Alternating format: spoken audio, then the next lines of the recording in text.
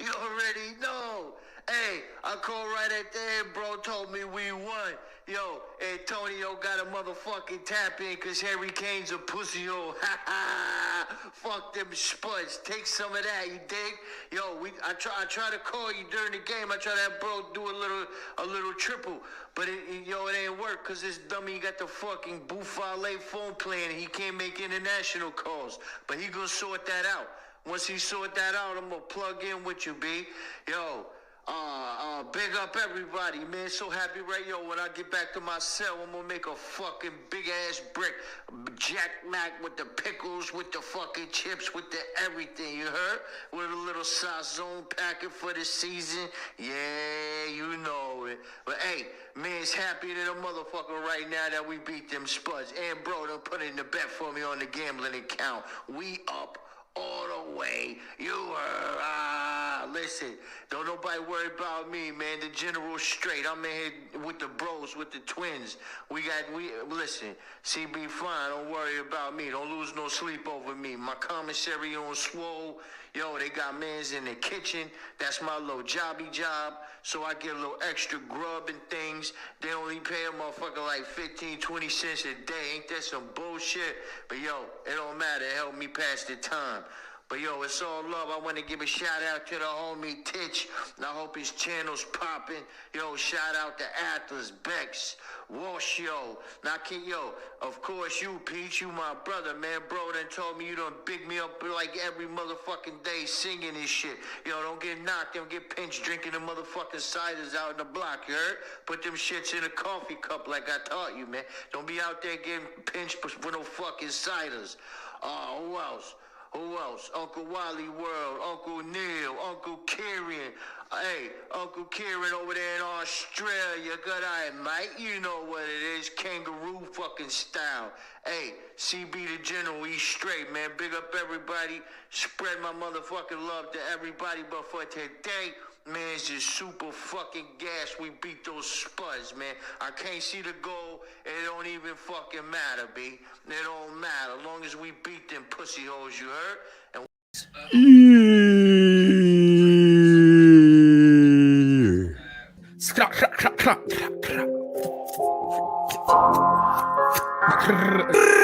So DJ Khaled, how would you describe Charlie Walsh? Legend. He knows that I mean that genuinely as well. So yeah, big up everybody that tunes into WeStHaMRaNdoM. Those people in there are, you know, it's obviously a small channel. They're very loyal. They get involved in the comments, and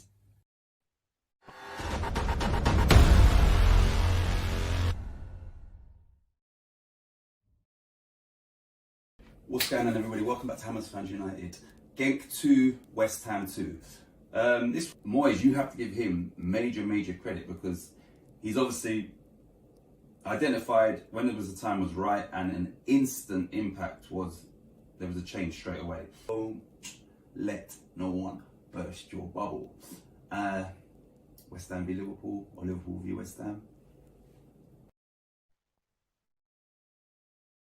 Giving them that. Now look, set piece, blood. Always gets fucking set pieces. They always score from set pieces. I knew it! And of course, fam! I fucking course, man, fuck this, blood. Nah, I fucking knew it, blood. I knew it. yeah, you already know who it is. You already know. Hey, I called right at the end, bro. Told me we won. Yo, Antonio got a motherfucking tap in because Harry Kane's a pussy hole. Ha ha. Fuck.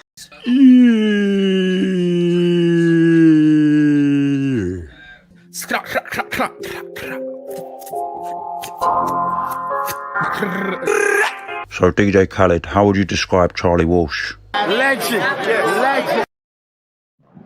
Legendary things, legendary. It's in the building. You know what? I know we just beat Liverpool, and I'm still buzzing. Still buzzing. But I'm still buzzing if we beat Spurs. And we get to play them again in the Carabao Cup. So we get to beat them again, Clive. Like it's Christmas. Yes, mate. Well, you know, let's just do what David Moyes would suggest, and let's just take one game at a time. Okay. So yesterday's game, Yes. when we played Liverpool, we Yes. proved to them and the rest of the Premiership, we're here to stay. We're here to challenge, and we're here to win. There's no better feeling as a West Ham supporter than knowing that that is the case. From the top down to the ball boys, we're here to win. And that's, you know, the Tottenham game, the Man City game, the Liverpool game. Like, look at the teams you're mentioning. Look at the teams you're mentioning. You're not mentioning the Burnley game, the Norwich game, the West Brom game. Exactly that. You're mate, mentioning Man City game, Tottenham game, Liverpool game, and we're winning. Yes, we are. And a few people would say, "Oh yeah, no, we've only played Liverpool in the top, 4, top 5, or whatever it is." But in the league that may be the case, but we have played. I mean, like we can't count Tottenham in the top 4 or 5 because they're 9th or something at the moment. And sorry, I do apologise if there are any Tottenham people watching this, but you are shit. Anyway, you are shit, and you know it. You know it could be shit, and we are fucking massive because we are massive. We've beaten them in the last 2 weeks. We've beaten Man City. We've beaten Liverpool. It just leads. A couple of weeks before that, we beat Man United in the Carabao Cup also. So we've knocked the entire Manchester contingent out of the Carabao Cup single-handedly. I might add. Get out of here! Get out of here! David Moyes, you're a legend, right? And all your backroom staff and all the boys that play for you, you're all legends. That's just how it is. 2021. Remember this year, supporters, fans, West Ham board, players, everybody. Remember this year, because this is the year we showed intent. Peach? What's up? What are you saying, man? Oh no, I'm still on cloud 9. So it's like I'm still remembering the goals. I'm still remembering the diving from Salah. I'm still remembering the boys in the ground. The West Ham massive. Everywhere we go. Everywhere we go. Yes, Hammerhead, you are so right. We are massive everywhere we go. Yes sir. Yes, sir. It's like, I've only had a couple of pints tonight, but I feel so drunk because I'm drunk on yesterday's result. Still, there ain't no hangover from that. Yes. How are you, Gatesy?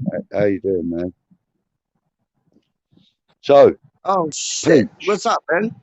Yes, sir. Peach, tell me now, right? Tell me now. Yes.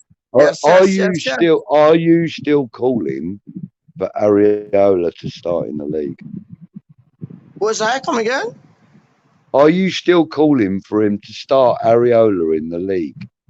Or are you happy with Fabianski? 100%. No, I'm happy with Fabianski. But it's like, why don't you chip and chop and chip, mish and mash and mish? Straight up. Like, what's that going to do? What's that going to hurt? That's only going to make Fabianski play better than he's playing already. So, yeah, I'd love to see Areola get put in. on the front line. I'd love to see him get put in on the front line because then that'll make Fabianski kind of scratch his head like, why? Like, we just beat Liverpool. I saved, enough to, grant us the win. But why am I getting? But you know what? Moyes won't because he's a very genuine and loyal cat. He's a very genuine and loyal cat. But it's like, I'd like to see that because that would unbalance things. That would unbalance things to make Fabianski kind of think, oh shit, what have I done wrong? You ain't done nothing wrong. Just like keep you on your toes type thing, man. There is also, that age-old saying, though, Peach, that what's that, mate? if it ain't broke, don't fix it. Yeah. I know. I know. I hear you, but grease the cogs a little bit, but don't try fixing it. If it ain't broke, it's working well. I know, but that would unbalance things. If he did that, that would unbalance things, and you might get like I don't mean financially. Fabianski. I mean, I don't mean financially. I don't mean grease the cogs financially. I get what you're saying. Yeah. Well, yeah. I mean, like, for example, like, here's the thing, Fabianski hasn't really put a foot wrong in the league. Let's be fair. Okay. Big up, maybe Titch. one. Yeah, sorry, go on. Yes, Titch. Big maybe. up, Hammer. Go on. Go on. Big Good up, evening, Hammer. Go on. Go on. Big up, Hammer. Fabianski has, he's performed admirably in the league so far. And, he hasn't really put a foot wrong to be, fair. And, the one or two small mistakes that he has made maybe have led to a goal or two. But, he hasn't lost us any games. And he's actually been integral in winning us games in the Premiership. So I've been calling for Areola to get his start in the league, but I really don't feel that way right now. The thing is, Budgie, we got Areola for like the next, if we sign him, which I think we will, because there's apparently we get first go to sign him, and it'll be 11 million. His wages are apparently over the moon, but if we can sign him for 11 million, plus, bring down his wages a bit, we got two really, really good goalkeepers there, man. Yeah. But then, what if Fabianski does decide to hang his boots up at the end of the year? If he does that, then we've got to look for an equally efficient goalkeeper as the one that we have currently on loan. What do you mean, besides Areola? Yeah.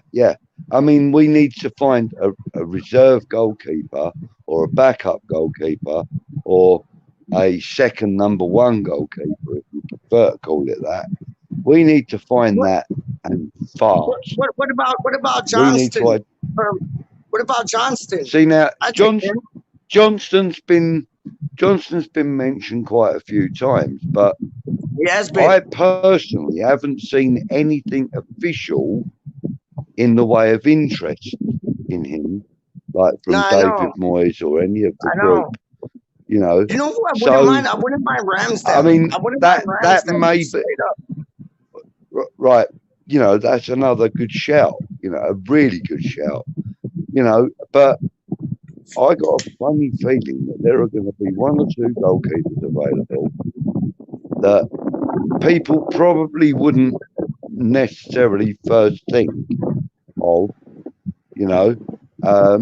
Like, for example, as I've mentioned before, I think David Raya might be good for a price. For a decent price. The guy from Brentford. If they survive, Raya. If they survive this season in the Premiership, chances are he's going to be he's going to be either unavailable or very expensive. And when we can get But Areola for 11 million, I think yeah, I think Rangers we can do more than that. need to do that. We need to Yeah. do that, and we need to Yeah. ensure that he plays enough games for the obligatory purchase to be enforced. We need to get him in. There is nothing wrong with that goalkeeper. He's a little bit what's the word I'm looking for? Impulsive. But then impulsive also means quick reaction in my experience. Reactions like a cat. You know, yes, exactly. And I likened him to Peter Bonetti, who, you know, back in the day, in the 70s and that, his nickname was the Cat. You know, so he was the cat. He was the cat. You know, because like him, and I also said that, you know, he was like Peter Bonetti and Gordon Banks. He was in every corner of the goal. That's what, you know. If you had a perfect love child out of Gordon Banks and Peter Bonetti, I think David Raya would probably be that boy. Do you know? Because you know, I don't think that guy knows limitation. You know, he kind of believes in his ability a lot more than some keepers I've seen. You know, Fabianski's got a massive belief in himself, and so has Areola. Yeah. This boy just seems to be brimming with confidence, you know.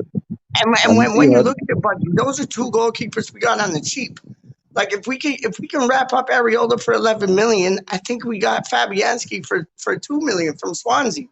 Like that's good business. That is good business on Moyes' part. You know, and we may have to stretch if we wanted to go for someone like David Raya. If we wanted to go for him, we might have to stretch to sort of 18, maybe 20 million for him.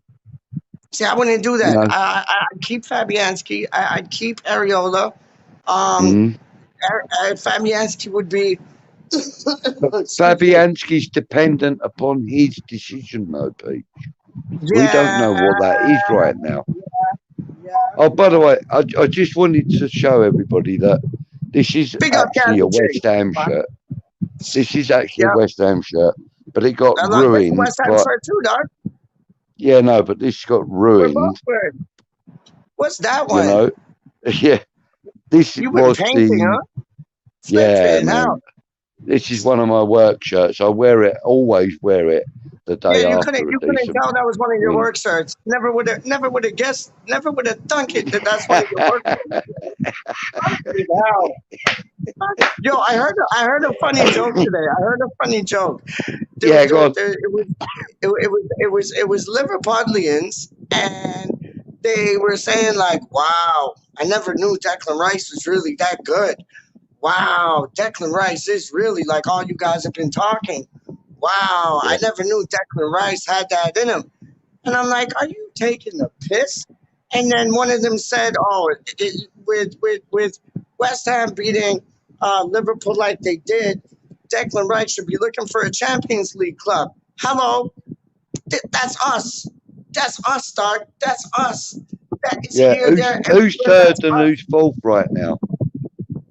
Yeah, exactly. So when people are saying, "Oh, Declan Rice should be looking to play with the Champions League club," he's in the right club that might be in the Champions League. He is playing with a Champions League club. He's playing with a Champions League club. It's, you know, that's what I'm saying. Hey, listen. Go on. All right, just a quick, a little brief shout out. Sorry. Go on. A little brief shout out. Hammeret's dad. Hammeret's dad sent me a little joke earlier, one of these cartoony jokes, and it was I can't remember who the players were now. I think hang on, it was Van Dijk and Jurgen Klopp sort of superimposed over these two characters. Jurgen Klopp saying, I knew they knew that West Ham were good, but I didn't know they were that fucking massive. I or saw that. something. I got that. Uh, I got that. I It's got that on Twitter. hilarious. Yes, I got that. Was Yeah, Hammeret's dad? Because I got that. I got that. yeah, I Hammeret's got dad that. sent it to me on I saw WhatsApp. the no. Yeah. I saw the one with Hendo, with Henderson and Klopp. And Klopp looked like he Oh was yeah, crying. that was it. Yeah, That was it. that's the one. That's the one. And That then is the Klopp, one. Yeah. like I thought he was a good sport about it, like losing and that. But he's a sore loser. He's a whinger, man. Because like all he was on about was like, oh, that was a red card by Cresswell, and that was obstruction by Yeah. by But that's his job though, Peach, you know. Against Alisson. Yeah. I mean, that's his job. That is his job, you know. He's there. Wow. Formula What was 150 down easily. Yeah, But but yeah, no, I mean that's his job. I mean, it's also a similar job appointed to David Moyes. David Moyes does it with a lot more dignity. What's you that? know, David Moyes does it with a lot. David Moyes does it with a lot more dignity. You know, he will praise another team if they do have a good result against us. That's how you run it, though. That's how you run it. But then Jurgen Klopp does. But then he'll throw something back at it so that it sounds like he's having a whinge. You know, like he'll say, for example, backhanded compliments are useless. Yeah, he might say, for example, oh, you know, West Ham were really good in the final third. But the floodlights were in our eyes. Yeah. While we were defending. Right. Or something. Okay. Do you know what I mean? He'll always find. It doesn't matter if it's us or Chelsea or Tottenham or you know, Everton or whoever. He'll always use these kinds of backhanded compliments to complain about something that he don't like, you know. No, 100%. I agree with that 100%. I want to touch on what Epic Halftime's saying. Why would Areola stay if he can't be the number one? And I think this is just, you tell me your view. You tell me your logic after. But I think come January to May, you're going to see a lot more of Areola because I think they're going to bet him in more from January to May to kind of to have him know that the number one spot is secured because Fabianski's on his way out. And if he does stay, he'll be a backup and he will be a brilliant backup. But I think from January to May, you're going to see Areola kind of bet it in a bit more and more and more and more and more. But what's your thought on that? Why would Areola stay if he can't be the number one? Well, I actually, you know, I agree with that statement completely, Epic, you know. Why would he stay if he can't be number one? But like Pete's just said, I actually believe, and I agree with, you know, 99.9% of what you just said, in the fact that between January and May, we are going to see a lot more of him. And Fabianski will be playing more of a backup role. But if he does decide to sign again, I got this feeling that it will be signing as the backup keeper, taking his coaching badges so that he can continue, excuse me, as a coach for us. You know? Areola money for a goalkeeper, 140,000 quid a week, man. Yeah, Areola. I mean, he's right. I got this sneaking suspicion that David Moyes isn't fucking stupid, you know, and that I got a feeling that he's already having negotiations, or maybe already has had them, or has them planned to have negotiations with Areola to sort of say to him, look, You know, we just don't pay them kinds of wages to goalkeepers. I am willing to give you X, Y, or Z with this, without this, with that, without that, with some kind of deal where he will then get the #1 shirt. He will get first dibs on any game that he's fit for, because let's be fair, a keeper can stay fitter for a lot longer in a season, excluding injuries, of course. But a keeper can stay fitter for a lot longer in a season than any of the outfield players can, because they're not exerting quite so much energy so much of the time. So, the players, the goalkeepers that are on the field aren't actually knackering themselves out so much. And it's nice of you to leave me here, Peach. I appreciate that, mate. So I think that Areola is going to be given the #1 shirt in May. I think he'd already know that with the negotiations. And as Pete said, I think you will see a lot more of him from January onwards. So, there's Areola for you. 7 million, Luke. Yeah, is that right? Fabianski was 7 million. Okay, that's cool. Hey, look, it's my partner in crime. Hey.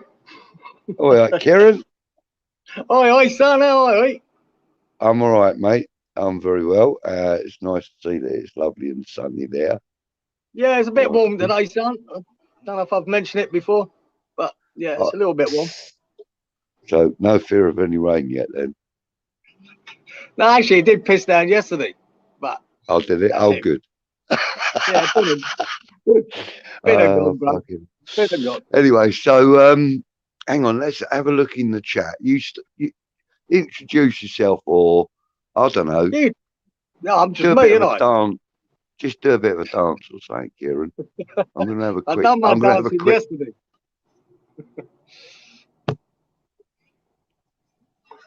Right, so Javier is saying that we've only got Fabianski until the summer of 22, and then I'm presuming you mean Areola will be #1. Okay, that's cool. Luke Legend, sorry, go on. You can reply. Just nothing. When you got players on loan, nothing's definite, is it? No. We don't know what's in Moyes' plans. Hold on. Peach is playing with the comments now. Good lad. Right. Okay. Where's he gone? Sean. Good evening, Sean. Nice of you tuning in. Good day, Sean. Yeah. Right. So can you leave that on there, please? Right. Klopp said what he said to deflect criticism from his players. Mourinho and Guardiola are masters at it. That said, Guardiola showed class after the Carabao Cup game. I agree with everything you just said there then, Sean. Yeah, he did. Klopp's still obviously, the student when it comes to being class at it. And we ain't got to worry about Mourinho anymore because he's not any longer in the country, thankfully. But you're right, Guardiola, he is a class act without a shadow of doubt. I mean, he's got, he uses class, I'm sorry, but he does. Why do fans get so triggered by what the opposition say? Couldn't care less of you, Klopp. Back on the bus now. Legend. Is that Lukey? Luke, yeah, of course it's Luke. Yeah, mate, he gives the best. He makes me fucking laugh, that boy. Luke, you still haven't put in between Luke and Legend. You've got to put bona fide in brackets. You have to do it, Luke. Next time I see you, You have to have bona fide on there, otherwise I'm not even going to read them out. He throws out the best. He throws out the best insults in YouTube, Luke. Oh, he's great, isn't he? Manda Grub, right? Just pop in by to say hello. All right, can you put that back up, please, Peach? I find it funny as well. Walled off and stack their back together. I see that comment and show us before. Cheeky bastard. Yeah, he put it on the comments to the unfocused thing. But brilliant. Yeah, you'll always find us lurking somewhere, mate. Yeah. Well, Hammerette seems to be speaking quite a bit. Oh, rather fab leaves at the end of the season. Sign Areola and Johnston. Hammerhead says. PG! Do you agree with that? G'day, mate. What up? What up, brother? How you doing, my son? I'm good, son. I'm good. Yeah. Is it Clive? I don't think he told us if it's warm out there. Is it warm out there? Good? Yeah. Good? Have a look at that. Nice and sunny here, boy. Look at that. Yeah. Just a 29 degree today, bitch. Clive, I can't wait till it pisses down there. And me and you were like, we got blue skies. Yeah. I'll try and let you know in advance what day in England that will be. Because there's only going to be one of them. Look at what Sean's saying. Unfocused, great show, by the way. There's more to come. They're just getting started. How do you mean? Yeah, Luke's saying he didn't need to advertise that he's a bona fide legend. No, but then it just identifies you from anybody else that might try and choose your name. All right. Thank you, Sean. I really appreciate your comments, mate. That's great. That's lovely, isn't it? I can't see him here. What does he say? He says, unfocused. Great show, lads. Great show. Oh, that's very kind, isn't it? And now he's saying more of that, please. Yes. Lovely. Yes. More of that, please. Well, Sean, you'll be pleased. You'll be pleased to know that we've spoken to Titch, and it's going to be Thursday again. Lovely. For release on Saturday morning at 11 a.m. It's Saturday morning at 11 UK time, isn't it? Yes, that's the one. Beautiful. And that will be our regular time slot. It will be a 30 to 45 minute show, depending on how we approach the show and what we're covering. But we're also going to ask for people on the comments after we've done tonight's show. Yeah. When it goes to like a pre-record, like you're watching it like it's pre-recorded, then you can leave a comment that stays on it permanently, can't you? So we're asking.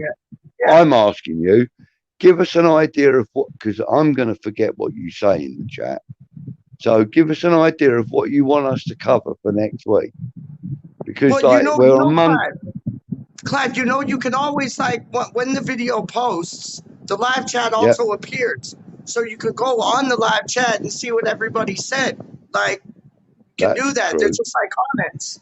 That's true, but I wasn't aware of that until you've just said it. So that's cool. Okay, all right. So the topic tonight was how Moyes has basically rejuvenated West Ham United, has them doing double sessions of training, and all the rest of it. I got their diets down. Just looking after the boys and kind of giving it his all to, his mantra, the fitter you are, the better you'll play. And that was noticeable against Liverpool, us closing the Liverpudlians down, and what I mean. We were first to every ball, weren't we? Did you notice that not one of them players, even the ones that were substituted, none of them were showing any signs of fatigue? They still wanted to keep going. Yes. They're absolutely like machines right now. You know. Oh, I know. And people did say, go on, my friend. Yeah, I was going to say they're all disappointed when they get subbed off, and excited to be subbed on. I love it. You know, they don't sulk. They're like genuinely upset because they want to keep going. Yeah, I mean, like when Fornell scored his goal, there were 7 players in that corner. 7 West Ham players in that corner celebrating the goal. The others were just being mindful of the fact that the game's going to have to restart in a minute, and we got to be in position. You know, they wanted to be there. Even Fabianski wanted to be up there. You know, because it just showed what, for me, it showed the kind of we used the word camaraderie quite a lot, and we used the word togetherness a lot. Yeah. But I'm gonna throw another word in now that I've kind of adopted for the way West Ham are gelling and everything else. I'm gonna call it a brotherhood. Yes, family. Yes. You know. What does Luke Legend, is that like, is he taking the piss or is he being real? Like, see if you can get a grant from the Ramblers Association. Is there a such thing as the Ramblers Association? Or is he just but as far as I'm aware, it's about old fellas walking through the countryside. Oh, so he's taking the piss. He's taking the piss. Yeah, of course he's taking the piss. I thought that was real. I was like, oh, give me a grant. Give us a grant. Okay, okay. Hey, listen, I want a grant for a Zimmer frame before I start rambling, mate. Oh, piss off, Budgie. You don't need a Zimmer frame.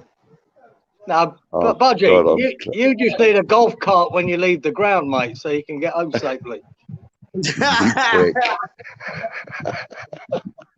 And Happy Hammer X, she can drive it. Oh my God!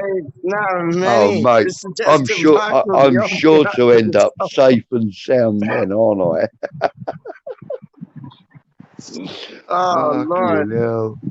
Oh my God, Kieran, stop this shit, man! You're going to give me another fucking lovely to see Ben Rama go over to his mother and family after the game. West Ham, one big family right now, including us fans. Long may it continue. Yes, Everett. Do you know what? You know, like, yes. You know, with Benny, everyone just wants to see him take on players and flicks and nutmegs. Yeah. But his work rate lately, he's up there with Fornells and Bowen, isn't he? His work rate on the pitch, he's getting back, he's defending. Everything about that guy's getting better and better. It's not all about him just, ripping defences apart. I just love his work rate now. He's becoming a real true pro. A real pro. Yeah. So, do you know what I'd like to see? I'd like to see, and I know I want to know your views on this. Right? If we were unable to field Mikel Antonio, either by having to rest him or by the fact that he might have an injury or suspension or something, I would like to see Bowen slotted up in the 9 position with Lanzini, Fornells and Ben Rama. With Lanzini, Ben Rama and Fornells across the 3. Yeah. Because you know something, I think and we're going to have to watch out for the draw, lads, because Hammeret's in the chat and we're talking about Lanzini now. But there is honestly, I think Lanzini is being underrated right now. He's got a lot more in his locker than we've given him credit for recently. His work rate's really good. He loves to chase the ball. Honestly, he's like a puppy with a ball. He wants it. Oh, his passing is exquisite. His passing is on a different level. He sees 2 or 3 steps before. Like, his football brain is, and everybody, I don't know if you guys have heard this, but everybody said the best player in training is that little gem, Manu. Manuel Lanzini. Like, everybody says that. So he has something, man. He has something very special. And it might have taken him a while to get over his injury, but I think he's over it now. Yeah. He's starting to show the class that we all believed that he had. 100%, man. How do you mean? Yeah. Go on, Kieran. I think technically he's the most gifted player at the club. Right? Yeah, that's what I'm saying. And, even against that Genk game when we were horrendous in that first half, he was the catalyst. He came on and settled it down. He got hold of the ball, played sensible passes, held the ball, just calmed it all down, and just was brilliant in that little period. And I think with Lanzini, though, I don't think he will be a everyday player for Moyes, like every week starting. There's certain games. There's certain games he'll just fried, absolutely fried. But I think Moyes will pick and choose them games if he really wants to use the squad.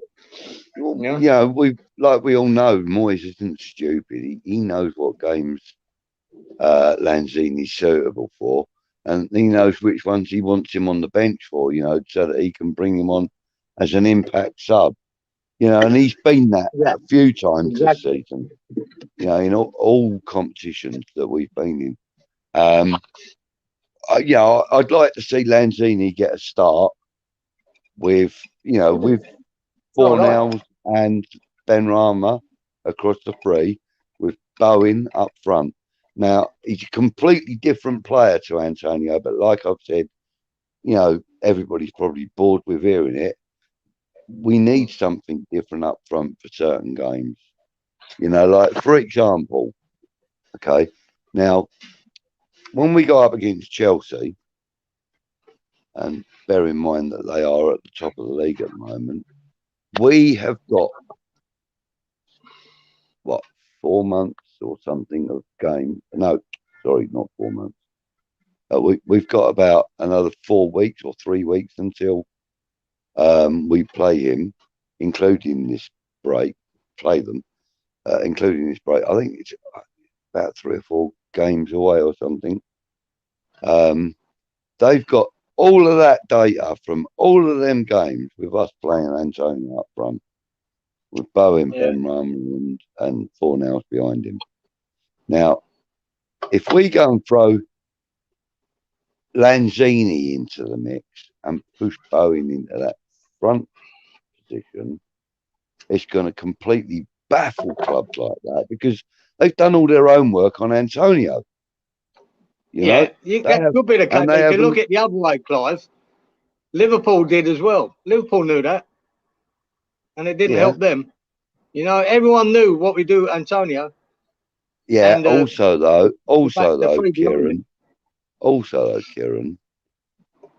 we did do our substitutions, and that kind of changed the game a little more.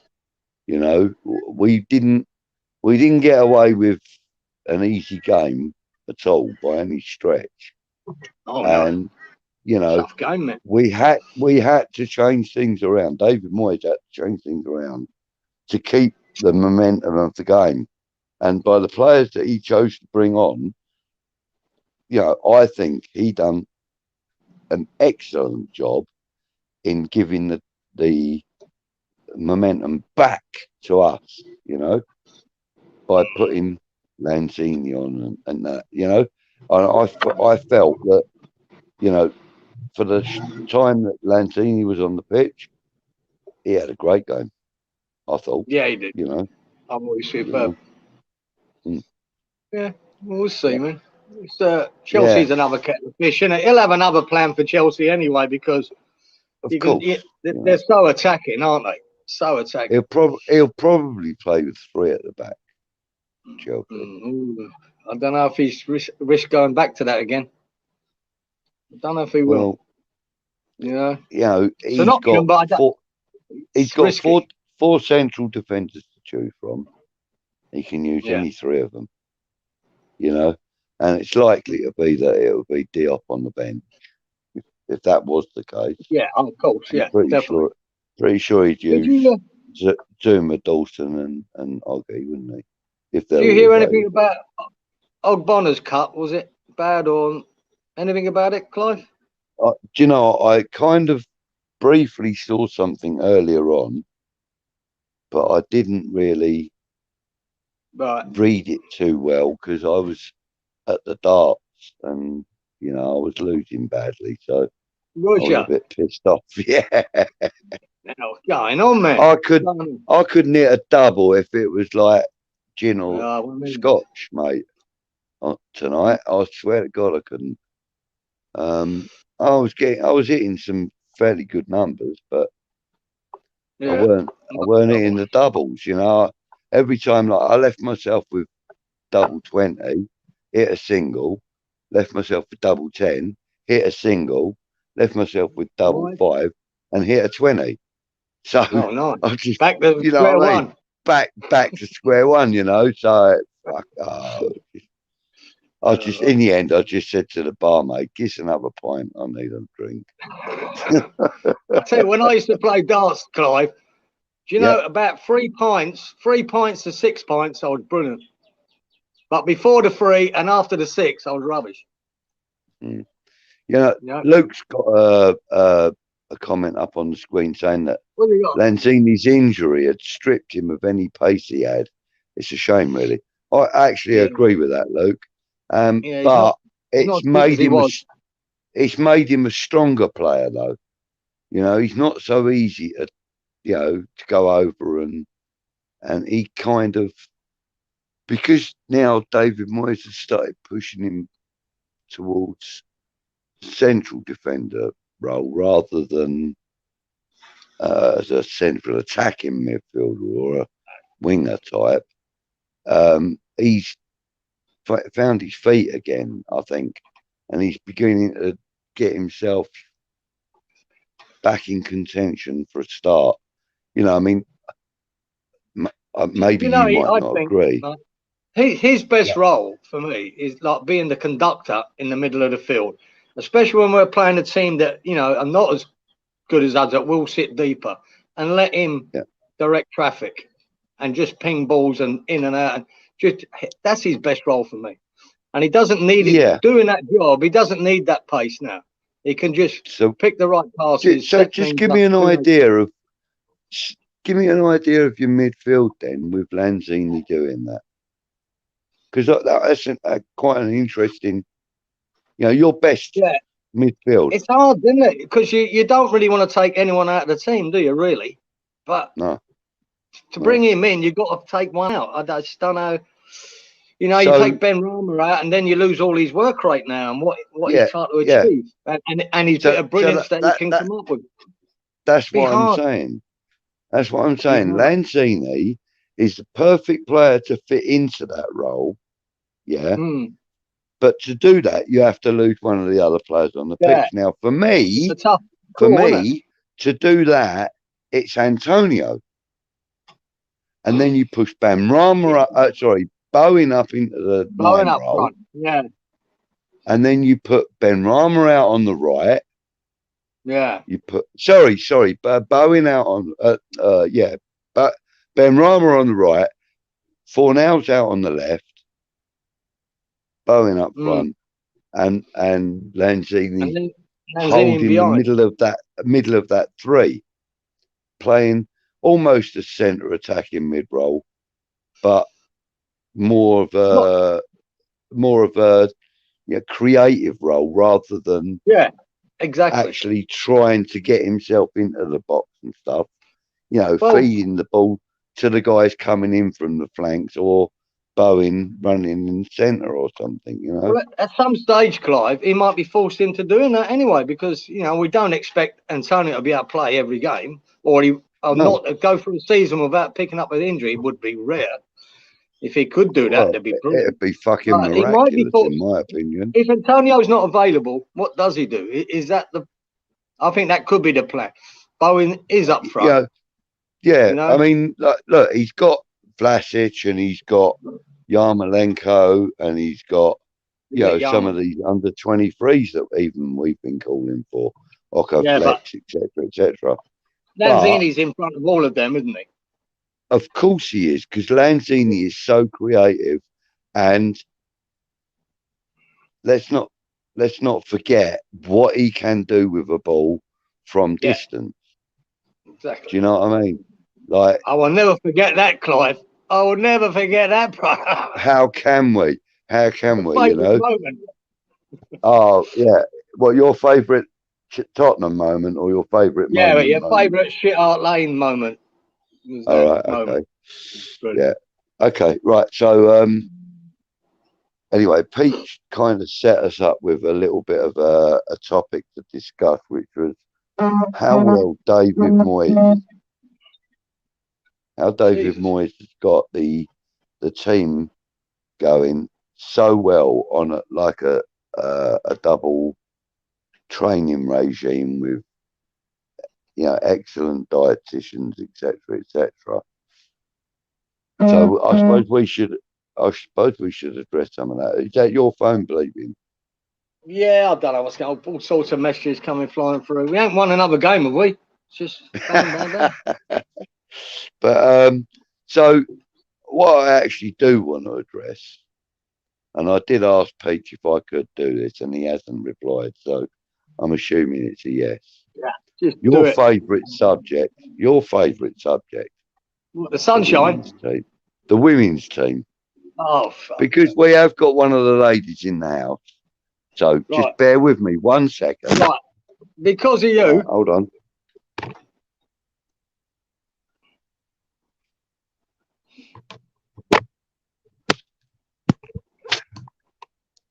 Right, I'm back. Right now, I ain't going to go into major detail and stuff, but I'm just going to put this out here just in case anybody is interested. Yeah, they are.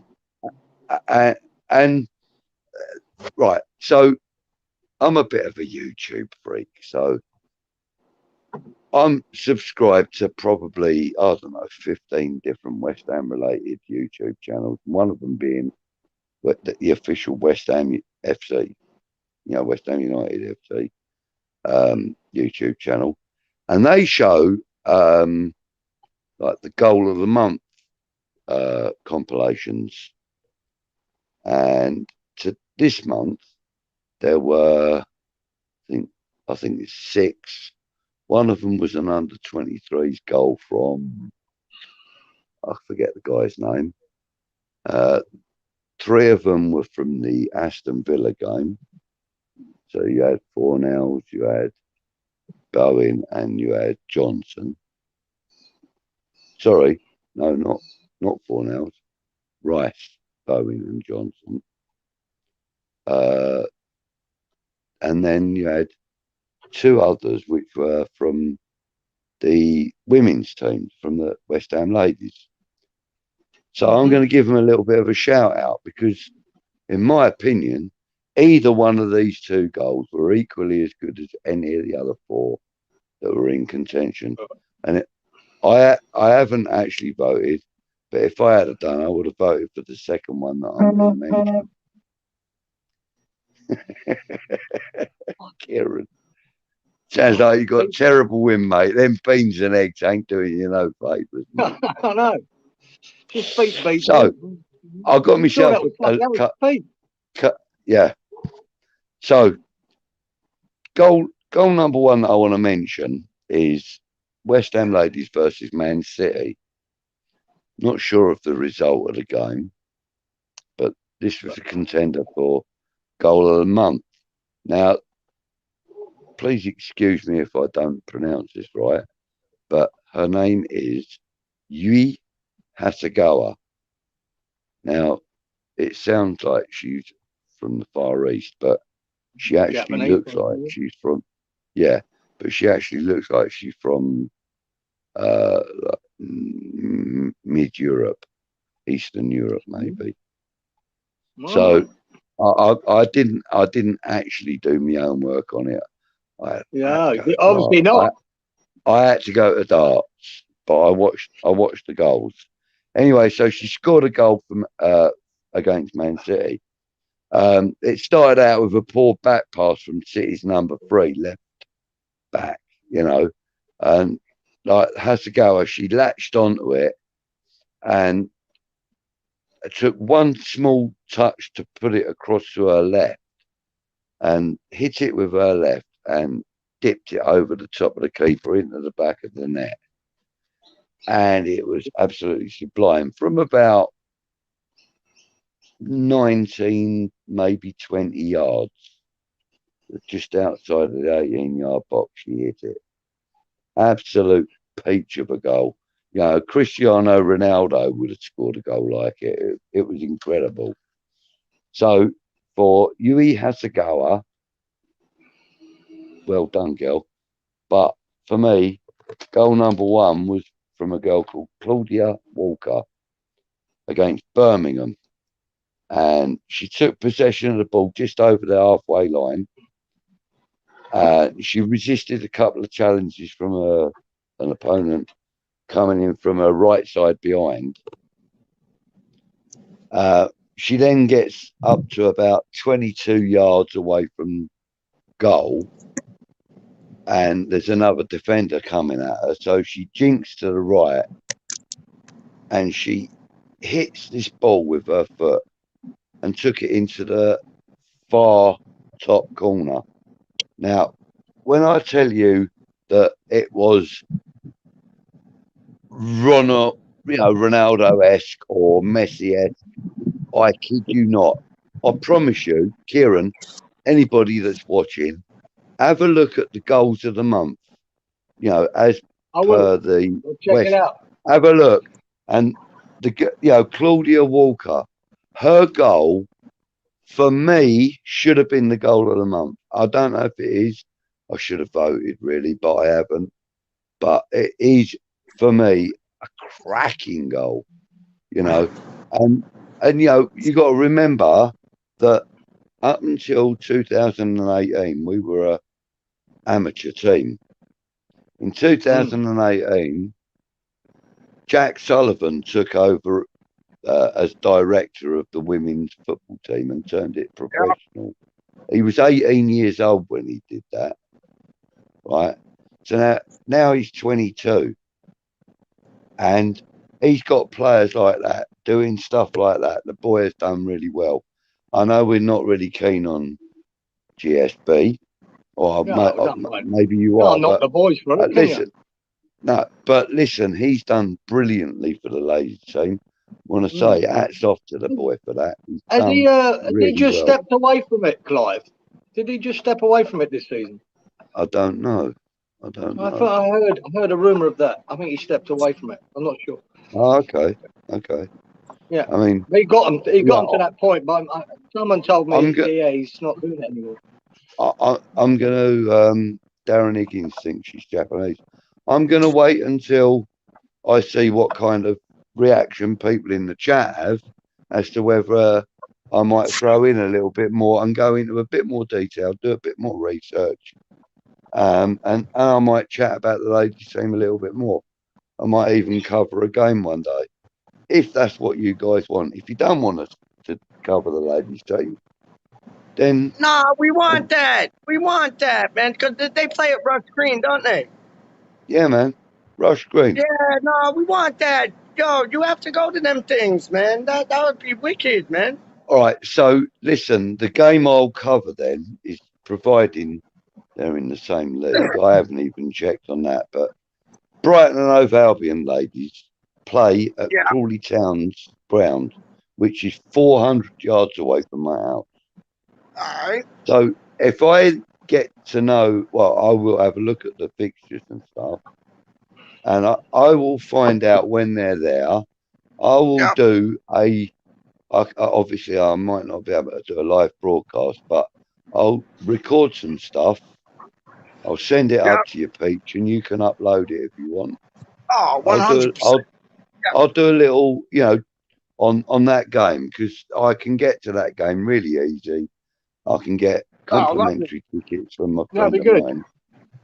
So I'll do that, yeah? That'd be good. Cool. All right, cool. And, I mean... See, Lukington, yes to a ladies update. They are irons. If they're irons, they're irons. Run it, Clive. Run it. Reggie, run it. All right. All right, okay. So this week's hero for me, Claudia Walker. This month's Yeah, hero. she's good. She's good. Goal of the She's good. month. Goal Yeah. of the month for me, Claudia Walker. Congratulations. Where was the goal? Where was the goal from? Like, what was it? Was it like down the left channel, right channel, like in the box, out Down, the box? down the right channel. Right. So she All right. picked up the ball about a yard inside the byline, just over Yeah. the halfway line. So it was Oh, probably like it was probably a yard inside the byline, a yard out over the yeah, yeah, halfway line. So she's picked the ball up and she's taken on a player, and the player's yeah, read her wrong. So she's now running down the left side of yeah, her, yeah, her left side of the player. And this player's turned on her and started chasing her down towards the D, but not in a straight line. She's kind of yeah. being taken over to more to the right hand corner of the 18-yard box because All of right. the defender that's coming out to her. So as this defender comes out to her, she jinks to the right, puts the ball onto her right foot, and puts this ball over the keeper into the far top corner, like Ronaldo would have done, my friend. I swear to God. It was incredible. Immaculate. Yeah. Have a look on YouTube, Peach, right? West Ham United FC official YouTube channel, and it's goal of the month. Yeah, there's 3 of them are from the Aston Villa game. One of them is under 23, and 2 of them are from the ladies.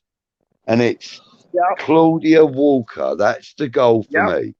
If you have a different opinion, please tell me. But no, you're a good judge. You're a good judge of character when it comes to like goals and it's a cracking goal, bro. It's a cracking goal. Cracking goal.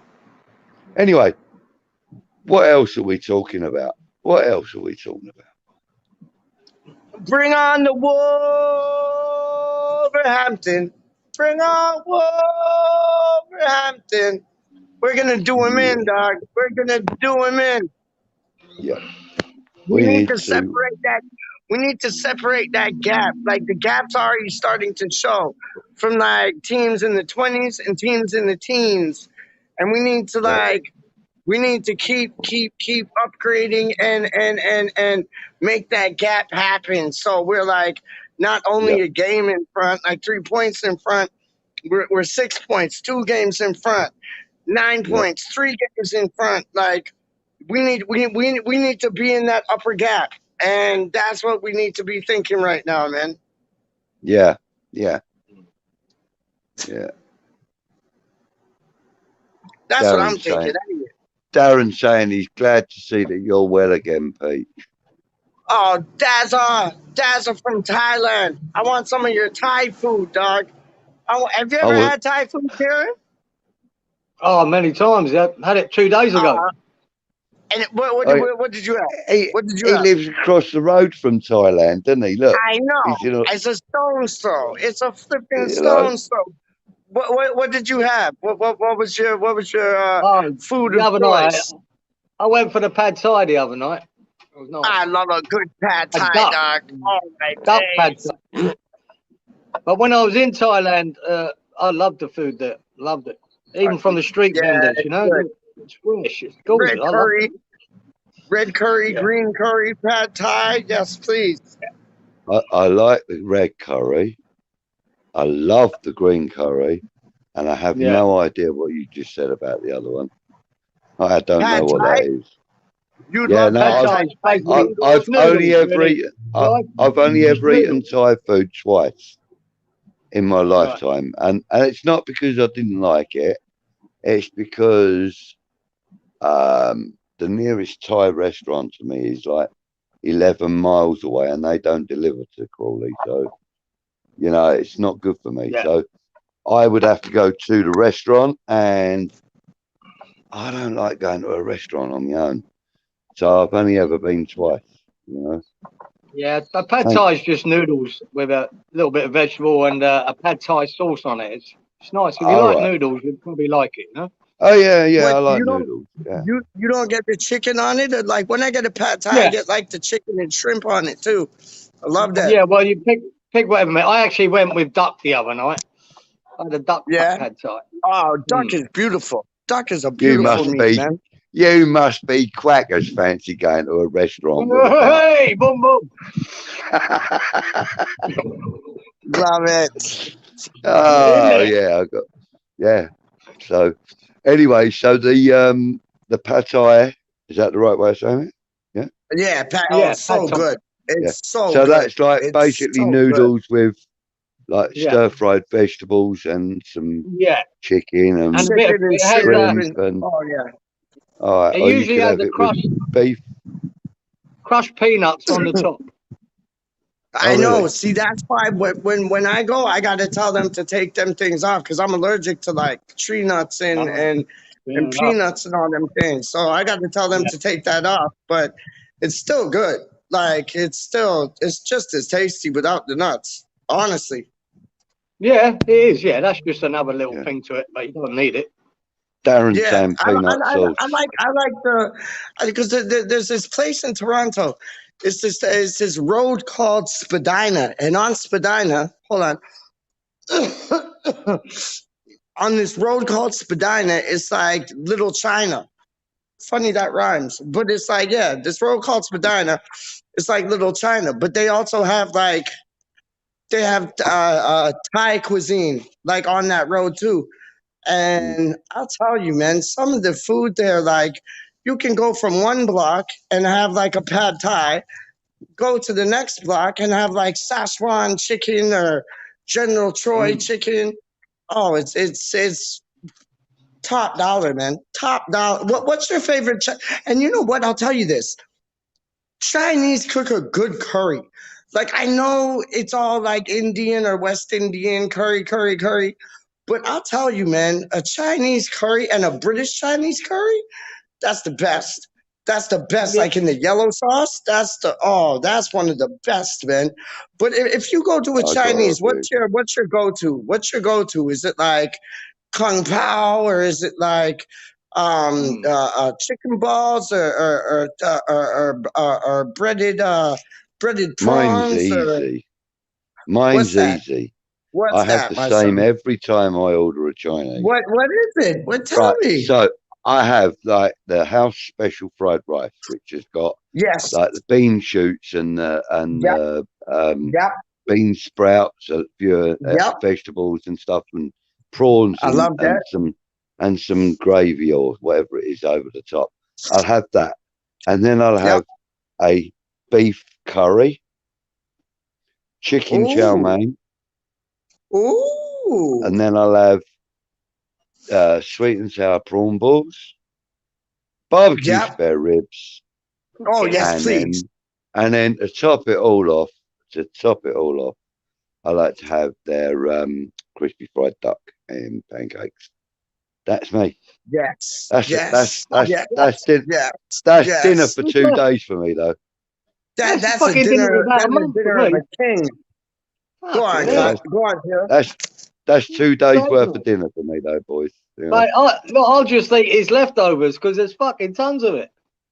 Yeah, I love it. I'm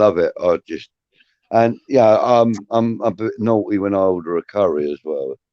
Do you get Thai dap voy, which is like just like vegetables, steamed vegetables? It's absolutely brilliant. Do you know what? Me and vegetables ain't really good bedfellas, you know. I'm more a rice and pasta man.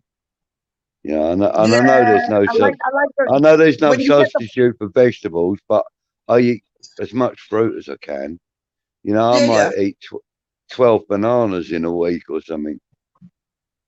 Wait, I know budgies. What? What is she saying? She's having a go. Yeah. I saw this honestly. There's this chef. Oh no, I know what that means. What does she mean? What does she Hammerette mean? has came to pick me up from the hotel that I stayed at so that we could go Yeah, out. I remember you Yes, saying that. crispy Yeah. seaweed. Yes, I forgot about that. Sorry, thank you, Hammerette. Crispy seaweed is And lovely. she came to pick me up from the hotel so that we could go out. Yeah. Yeah. So I said to her, look, you know, I'm sorry, I forgot to order my food, so it's just arriving. When you get to pick me up, I may still be eating. And I had, I don't know how many boxes of food. And she said to me, how many people are you feeding? And I'm like, well, it's just me, really. That's it, myself. Would you like to join me? And she's like, I don't know, but I might have a little bit of something, but I don't know, you know. And she didn't. But, you know, and then I ended up, when I went back the next morning, taking it back with me and having it for lunch when I got home. Great. Yeah. But it did cost me 42 quid. Yeah, but it was Should worth do all it. that. You But said everything that you was- mentioned, Clive, Well every worth dish it. you mentioned, I would eat, not a problem.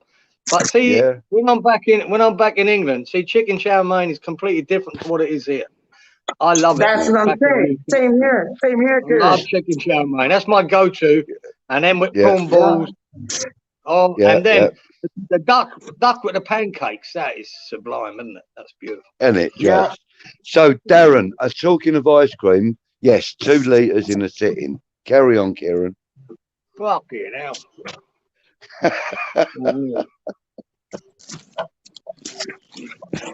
I am an ice cream monster, I have to be honest. Oh, man. I love ice cream. You know those Ben and Jerry tubs? What's your favorite? Like, okay, so you got the soft serve ice cream. Like, I like a swirl, like a chocolate and vanilla, like together in the soft serve ice cream. Yep. But then if I go like hard ice cream, like normal ice cream, mint chocolate chip all day long. Yeah. Well, I happen to like chocolate ice cream, just plain chocolate ice cream. It is my go-to ice cream. That is a 2 litre in a sitting. That is 2 litres of that I can do easily. Right. Yeah. When it comes to Ben and Jerry's, it's got to be fish food. It's got to be what? Fish food? What the fuck is that? It called fish? Is it called fish food? Is that Ben and Jerry's? Yeah, I'm sure that's Ben and Jerry's. I never heard of fish food. Yeah, it's called fish food. No, it's got like little chocolate fish shaped chunks in it and all kinds of flavors. Some of that. It's either that or rum and raisin. Rum and raisin is good. Could have fed an army, she says. Could have fed an army. No, not quite. Not quite. Fed me for 2 days. That's good. Yes, so yeah, I love ice cream. Oh God, look, my phone's gone all over the place. Right. Oh, has he gone again? Oh no, he's still there. Yeah, that's right. We got packages. Yeah, hang on, I'm going to disappear off screen for 1 second. I've got to get my tobacco. Yeah. Hold on, I gotta get these packages up. I can take this. I hate wearing these masks, man. They make you like suffocate. Yeah, I don't like it either. No, but you're right, Kieran. Like the Chinese in London or England alone, like it's so much better than what we get these ways. So I can understand what you're saying about, it's not the same in Australia because it's not the same in Canada either. It's not the same in Canada either. Not really at all. different. Oh, 100%. Like we don't get prawns here. We get shrimp. You know what I mean? So the prawn balls are like shrimp balls, and they're not the same. It's like it lacks all the flavor. You don't get to see salt in it because yeah. And even the curries, like the curries in when I was in Basingstoke with my family there, Well, my dad's side of the family who live in Basingstoke, part of them do, and it's like the Chinese was like off of the wall, and then like then my dad's whatchamacallit, his godson lives in Brush Green, and like the Chinese there is just exquisite, man. Like it tastes totally different. I don't know what they do. I don't know what they put in it, but it's a different kettle of fish than what we get here. Yeah. Mm. Yeah. There's one. So yours is chicken chow mein, yeah? That's the Kieran go to combo number chicken chow mein. Chicken chow mein. It's the first thing when I go back to the UK. It's the first thing I order. I want to have that again. And what's in it? It's like what? It's like celery or Noodles. like. It's just noodles. I know, but there's like vegetables in it, isn't it? Not really. Not in England. Here they put a lot of vegetables in it, which I don't like. But Same in here. In England, you'll have onion in it, and you'll have chicken, and you'll have noodles, and that's all that you get. It's brilliant. That's all you need. That's all you need. Yeah, but maybe you might get one or two bean sprouts in it. Do you know I what I never mean? liked bean sprouts, just to add a bit of body. I'm a fan of them. Yeah, but it's nice because, like, certain Chinese around me anyway, they don't do that, but some of them do, and the ones that do, it kind of bolsters the dish a little bit. You know, it gives it gives it kind of a unique flavour, and then when they put their oyster sauce and that on it, man, yes, please, oyster sauce. I mean, look, I don't like fish. Okay, I'm not a big fish eater. I got to be honest, right? But I'll eat sweet and sour prawn balls because they're just yummy, aren't they? You know, and I don't mind the oyster sauce that they put onto the noodles and stuff, the chow mein. So you're not a fish man, so you don't like jelly dills? Not really. Oh God, no. Oh, I love them, Doc. I love them. Honestly, you can have my jelly dills, and I'll have your pine all day long. All day long. What? Are you eating your jelly dills right though? Are you eating the jelly dills right? Because you got to douse them with malt vinegar, put pepper, white pepper, whatever it is on it, and then eat them, and you'll see what I'm talking about, Doc. You will see what I'm talking about. It's beautiful, Let me respond to that. I'm not fucking eating them anyway, how, shape, or form. Oh, come on, I'm not eating them. No, man. No. You know what I got in the fridge that I'm gonna have later tonight? You know what I have in the fridge that I'm gonna have later tonight? It's called what's it called? Caterpillar roll. It's sushi, right? But watch this. It's sushi, but caterpillar roll, dog. You get barbecued eel, right? Then you get avocado. Then you get mayonnaise on it too, and rice wrapped in cucumber. Fire. The last time Peach, the last time I went to a French restaurant, I asked the waiter there, I said, have you got frog's legs? And he went, yeah. I said, well, hop over there and get me a beer. Oh. Not that I've ever heard that one before. That was brilliant. It's a bit old, Peach. It's an oldie, mate. It's an oldie, but a goodie. I never heard that. That was magic. I did have Hop over there, Mr. Frog, and get me a beer. I did have the frog's legs, though, Clive. I had the frog's legs, and I had l'escargot, the snails. And they're really nice, man. It's really nice. Frog's legs are lovely.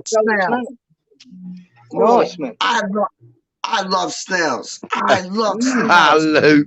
Luke, you legend. Have you got prawn balls? No, it's cold in here. What did Luke say? Where's he What's he saying? I can't see miles away from Amazon store. It's gone.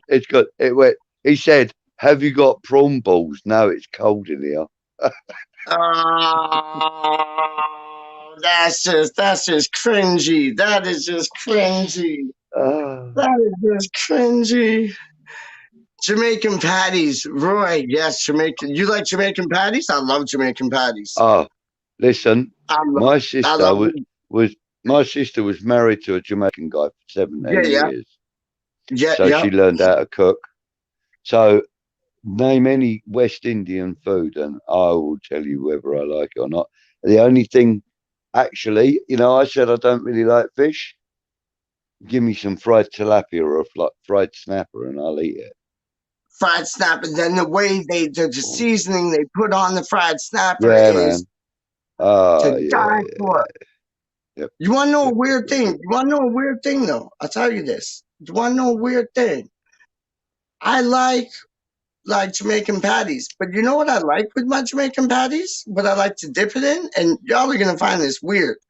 Mayonnaise. I don't know why. Mayonnaise. Like, I'll have a Jamaican patty and just like dip it in mayonnaise. And it is the bomb. Absolutely magnificent. Do you know what we do here? Go on. Do you know what we do here? Do you know what coca bread is? Oh, of course I do. Yeah. Right. So you go into the bakers and this is Acre Lane in Brixton. I always do this in Acre Lane. And the bakers, I'm gonna big them up. They're called the best, right? They're massive. They're brilliant bakers. So you go in there and you buy your coca bread and you buy your lamb or your chicken or your vegetable patty, whichever you want. Yeah, and then you put it in. Yeah, you cut the coca bread and you put the patty inside. You put the coca bread back on, and you munch it. And it's really funny because all the West Indians look at me and they go, "Oh, you know how to do that? How do you know how to do that?" And I was like, I've been brought up on this food, mate. You know. No, they used to might not live in this area, but you know, I was brought up on it. Oh, hammer at calamari. Okay, you gotta let me know. Is it fried or is it grilled? Because I love calamari. I love squid. I love the tentacles. I know that sounds mad, but I love the tentacles. I think there's so much flavor in them. I love the tentacles. But happy hammerette. Is your calamari, is your calamari fried or is it grilled? Because I know what my go-to is, but I'm not telling you my go-to until you tell me your go-to. But like to answer your question, Budgie, I'll show you. I've had the cocoa bread with the Jamaican patty many a times. But there used to be this place in a mall I used to go to called Happy Hammer. Tentacles are the tastiest part. Don't know. Is it fried or is it grilled? I want to know. But I used to go to this place. I used to go to this mall, and they had a place in it called Pete's Place. And Pete's Place did like it was kind of ghetto because they did like whatchamacallit. They did the Jamaican patty, and then they put it like in a wrap, and they put it in a wrap, kind of like a burrito, and they put it in a wrap. And it was a sub restaurant, like submarine, like like Subway, submarine, them type things. So you could get like the sub sauce on it. You could get like the mustard, whatever you wanted on it, tomatoes, lettuce, onions, whatever. And I just used to get mine with mayonnaise, sub sauce, and hot sauce. That was it. And it was absolutely to die for. With the cocoa bread, I know exactly what you're talking about. But if you have a chance, get a wrap one day. Get a wrap one day and like put the beef patty in that.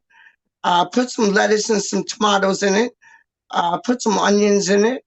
Put like if you got a secret sauce, put that in it. I'm telling you, like it goes down like a treat. Absolute treat, man. To the point that there's a West Indian restaurant like just down the road. I buy a patty from there, then I go to Subway, order a vegetarian sub, and get them to put the patty inside it. So good, and they put cheese in it too. It's magnificent, man. Absolutely magnificent. Yeah, man. So tentacles are the tastiest part, are they? They are. Nice. They really are. They really are. Isn't that the same as teabagging? No, it's not. No, it's not. The tentacles are like I'm just the taking tentacles are like they're those top things. prices. They're bum. West Ham Reunited's in the building. Mousy's in the building. Hello. Yeah. About an hour ago, I'm sure we were talking about West Ham. We talk about anything here. It's random. Yeah. Get used to it. So, Get used to it. Peach, Hammerette, before that comment, she said she likes the calamari stir-fried. I know. I like the calamari grilled, not fried, because fried, it just tastes like onion rings to me. Like, I like it grilled because you can actually taste the calamari. You know what I mean? Like, but there was this one place I used to go to, and it was weird. It was weird. They used to grill it, and then they just dust it with like breadcrumbs. So it's like you kind of got the best of two worlds. Like you got half fried and half grilled, but more grilled. So like they used to grill it and then just dust it with the breadcrumbs. And it was like grilled calamari, but on the verge of being fried calamari, but not so much. Like how they do like fried slice back home. Like basically now they just stick the bread in a fryer and it's just grease. Like I don't like that. I don't. No. I do it properly. I do fried bread properly. I do it properly though. I butter both sides of the bread. I butter both sides of the bread, and then I put a little tiny bit of vegetable oil in the pan, and then I fry it both sides. Beautiful. Nope. That's wrong. That's wrong. That's wrong. Nope, that's wrong. What you have to do next time, and just humor me and do it. Me and do it. When you're cooking your bacon, and you're done cooking your bacon, you're gonna have all the bacon fat, all the bacon grease. Yeah. Oh, of course, yeah. Bread. I mean, that's obvious. I mean, that's obvious, man. But I'm talking about if you're just like, for example, sometimes I just like to have like mushrooms on top of fried bread. That's just my go-to snacky thing, and so that's when I do that. Okay, I'll show you the flex. Let me show you the flex. This is the flex. This is a peach food lesson right now. Let me show you the flex. So you cooked your bacon fat's all there, your grease is all there. You get your piece of bread, just a normal white piece of bread. You put it one side down. So you get all the bacon, you get all the greasiness, you get all the good stuff, like the sediments of the bacon and everything on one side. On one side. You cook it till it's like, greased up and a bit hard on one side. Then you take it off. So you got one side that has the fried slice effect, where it's the bacon fat kind of toasted and all the bacon sediments on it. And then the other side is just plain bread. That's the one. Trust me, that is the one. You only fry the one side. Only fry the one side, and you will be impressed. Trust me. I will. Can never eat cockles again. Oh, I could eat cockles all day long. I love me some cockles, man. Peach know about me seafood platter when I was so drunk. Yeah, Mozzie got a massive seafood platter when he was like, I forget when it was St. George's Day. I think it was St. George's Day. And Mozzie was on, what was it, Russ's channel. And then he was at some pub and he got a seafood platter delivered to him from like Just Eats. And yeah, no, I remember that. Luke Legend, then giving the time problem solved. Don't know. Okay, yo, you guys have a chat. I'm just gonna have a bit to eat. You wouldn't eat if you were in my head. All right. Yo, you boys have a bit of a chat. I'm just gonna have a bit to eat. I will be back. My word. All right, cool. That's it. He's gone. Well, All right. Well, I can actually access the chat, but I can't put them up on the screen. All right. So, let's have a tell me little what's look at going on then, brother. What's that, mate? You just tell me what's going on then, brother. All right. Okay. All right. Right. Oh, hold on. Not a lot. No, he's covered all the comments. As far as I'm aware. That's about right. That's it. Just leave us in the shit. Oh well. Okay. Favourite moment against Newcastle United. I'll give you a few minutes to think about it. In the meantime, I'll tell you about mine. Go on, then. My favourite moment against Newcastle United is 1979.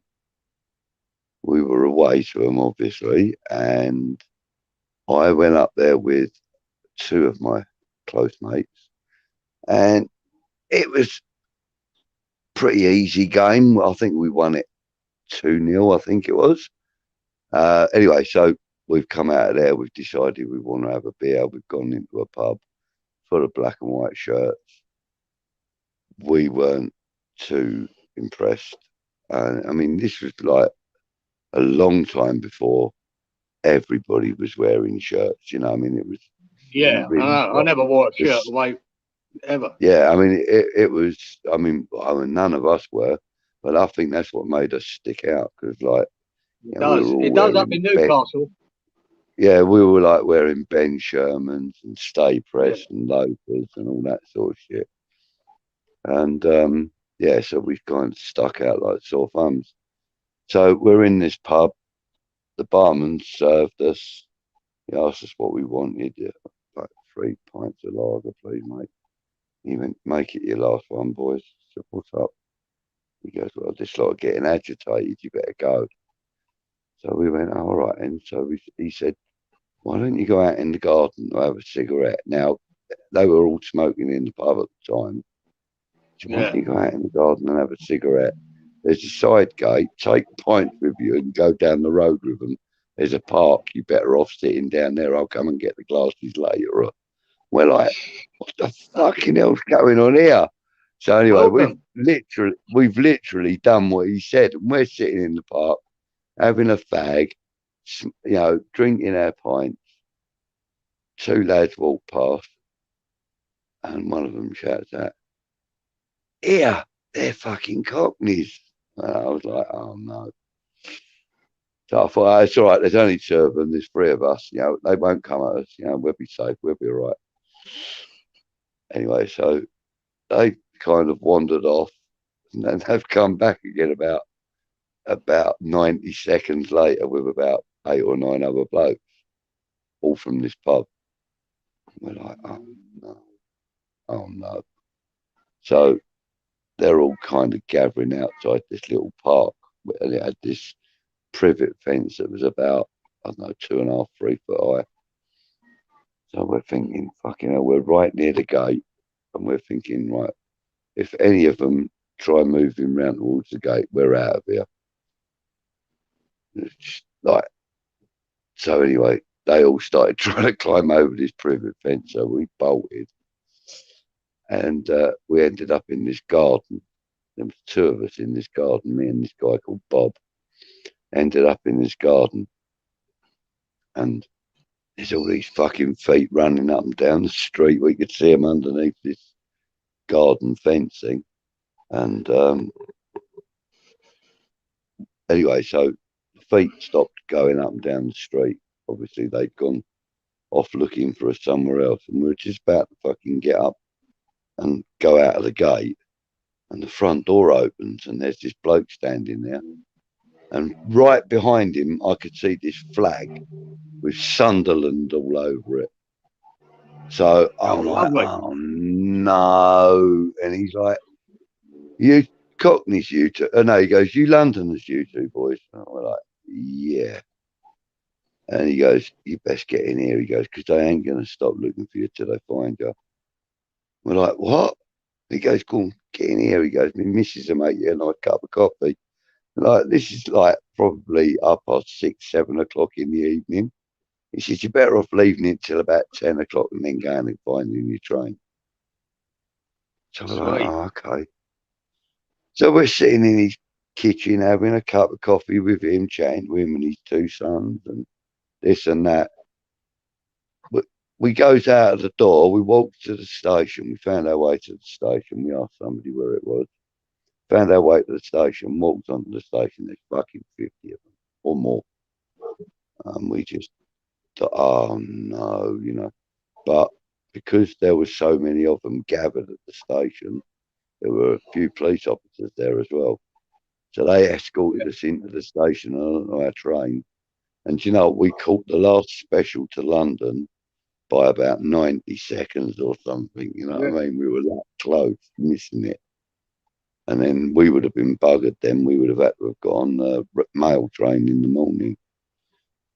Do you remember them? Yeah, well, guess what, Clive? I had a visit up there and I was on that mail train. Yeah. We had to get on that. Brilliant. We missed the last fucking train. Yeah, and, brilliant. Love it. I didn't get into about 6 or 7 in the fucking morning. Oh, quality. Went all over the country on this train. I don't know where it was going. Slow as fuck. Yeah, because were you there the year they petrol bombed us? Yeah, no, I wasn't there. No, I wasn't there that year. And do you know what? It was a stroke of luck that I wasn't there because, I mean, even though I was never a season ticket holder, I used to get tickets quite easily. And I struggled to get one against Newcastle that year. And because I loved going to Newcastle because, you know, it was always good for a giggle, you know what I mean? And the games were always, well, you know, class games back then. And I always had a bit of an affinity with it because the first ever game I went to when I was 4 was against Newcastle at Upton Park. So I used to love going to the Newcastle games, home and away. But this particular year I couldn't get there. And then someone contacted me. I think he come round and knocked on my door or something. Yeah, he did. He come and knocked on my door and he went, look, there's a ticket available, but you've got to be at Crawley Station at 6:30 in the morning. So I'm like, yeah, easy. So I've given him the tenner for the ticket, and he's gone off on his way. So I'm there at 5:45 in the morning, waiting until 7:30, and he didn't fucking show up. So he robbed me for my ticket, the bastard.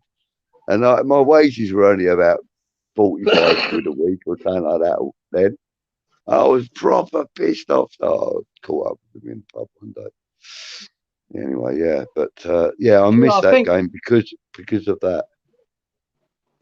Yeah, I think that happened because I think that's the game where the week before, Cass Pennant and his little mob took a minivan up there. Yeah. And fucking smashed their local pub or club, didn't they? And that's why they planned the petrol bomb attack at the game. So. Yeah. Hold on, hang on. Here we go. Look, he's putting up the conversation now. So Darren Higgins was asking, where's Kieran Jr.? He's at work. He's at work. Good boy. Yeah, mate, he's gone to work. Got his rent. He left at 5:30 this morning. So, and before that, actually, Milesy had said that 2 hours, 50 minutes, and my alarm's going off. Got a meeting with Hong Kong at 5:45 in the office. Wow, man. Yeah. You best get yourself to the airport. Yeah, he's just going to a Chinese, isn't he? Yeah, that's it. Yeah. Going for a sweet and sour, isn't he? Bless him. So did we decide the best way to cook calamari or not? Luke, stir fry legend. Stir fry up, mate. Yeah, well, you and Hammerette seem to be on the same page, Kieran. Yeah, So, stir fry it up. You don't want to if you overcook calamari, mate, it turns to rubber. So you only lightly stir fry it, mate, just a little bit. That needs next to nothing. You could eat it raw, you know, calamari. You could eat it raw. Just fucking lightly stir fried, bang. You'd have to fucking pin me down to a table and force feed me that stuff. Yeah. Well, I like oysters. I've had one of them buggers. Patrick, you know? I've had one of them buggers round my leg when I was in. Well, yeah, I was in Lanzarote. No, not Lanzarote, Ibiza, and yeah, I was swimming, and one of them wrapped itself around my leg. I weren't best impressed. Right, so there's comments coming up on the screen now, so I might as well close that, and then I can read them on. Right, he's going through them so fast, but I'm a size 11. Oh, hold up. Oh, whoa. Right. Well, Hammerette's laughing at obviously the previous comment. So, might think that you can write feet. Right. Okay. I think we've come into the conversation at the wrong time, really, haven't we, Kieran?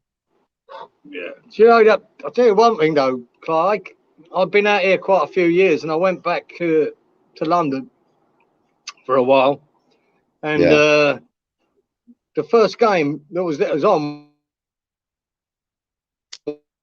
was West Ham versus Newcastle at home, at Upton Park. My mate got me tickets, so I went with him. We were staying out in Allchurch, and we got off at the station. We popped straight into the Queen's pub next door for a beer, right? Now, I've been away for years, remember? And I walked in, mate, and there was about 8 fucking black and white shirts at the bar, and I stood back and went, whoa, it's fucking, it's kicking off. And my mate said, no, mate, it's all changed. It ain't so bad now. I went, thank fuck for that. Getting too old for that bollocks. Yeah, it was, and it's actually Tevez and Mascherano, I think. That's the year it was, when Tevez and Mascherano turned up. Yeah. Tevez played or came on as sub, one or the other. What a coup that was, though, at the time, wasn't it? It was, wasn't it? Carlos Tevez and Mascherano. All right, okay. A dodgy coup. Oh, God, yeah. Fucking stunk of calamari. But you know what I mean. It was, while we had them, weren't we special? I mean, for that brief moment in time. That brief moment, it was time to that last game against Manchester United. Wasn't that fabulous? Tevez was incredible in that game, wasn't he? And then he goes and plays for him, the bastard. But then I suppose he'd stuck himself. All right, who's got crabs then, Milesy? Or are we talking to a fishmonger now, or what? Yeah, you know.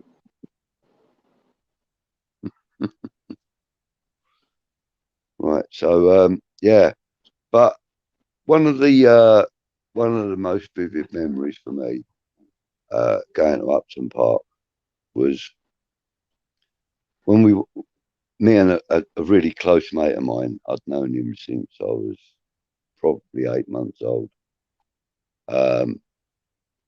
Another West Ham fan, obviously. We went up to this midweek game, and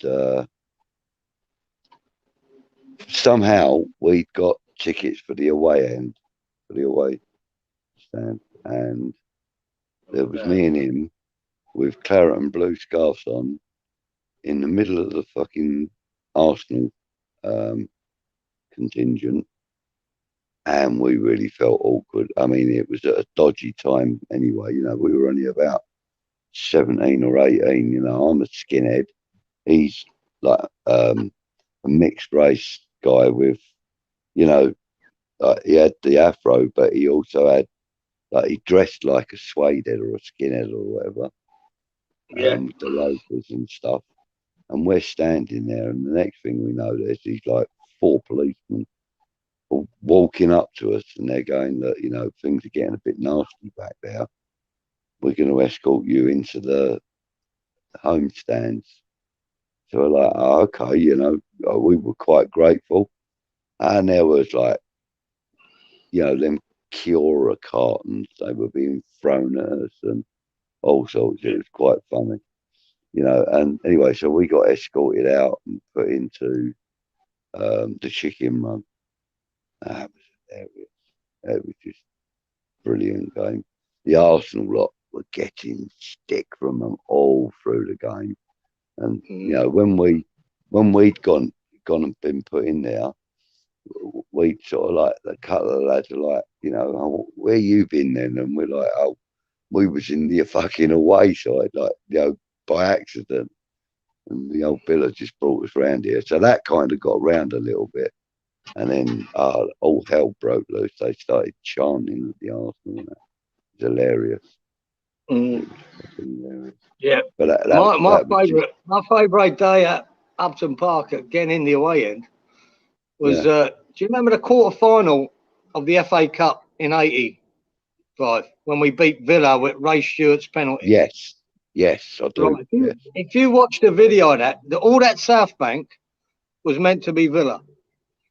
Yeah. But we got in there, and I'd say there would be about 100 of us, 150, and we plotted up right behind the goal. All right. And after a little while, the coppers realised that we were in there, and they surrounded us with a line of coppers to keep us away from the Villa fans. All right. There was too many of us to move. You know, we weren't having it. So they just put the fucking line of coppers around. We were getting pelted with everything for the game. And it wouldn't have been too obvious, even if you were wearing like scarves and bob hats or whatever it was back then, you know. They do. We started singing there anyway. It would have been claret and blue anyway. Yeah. But like when me and my mate Kip, we were the only two wearing claret and blue scarves or whatever.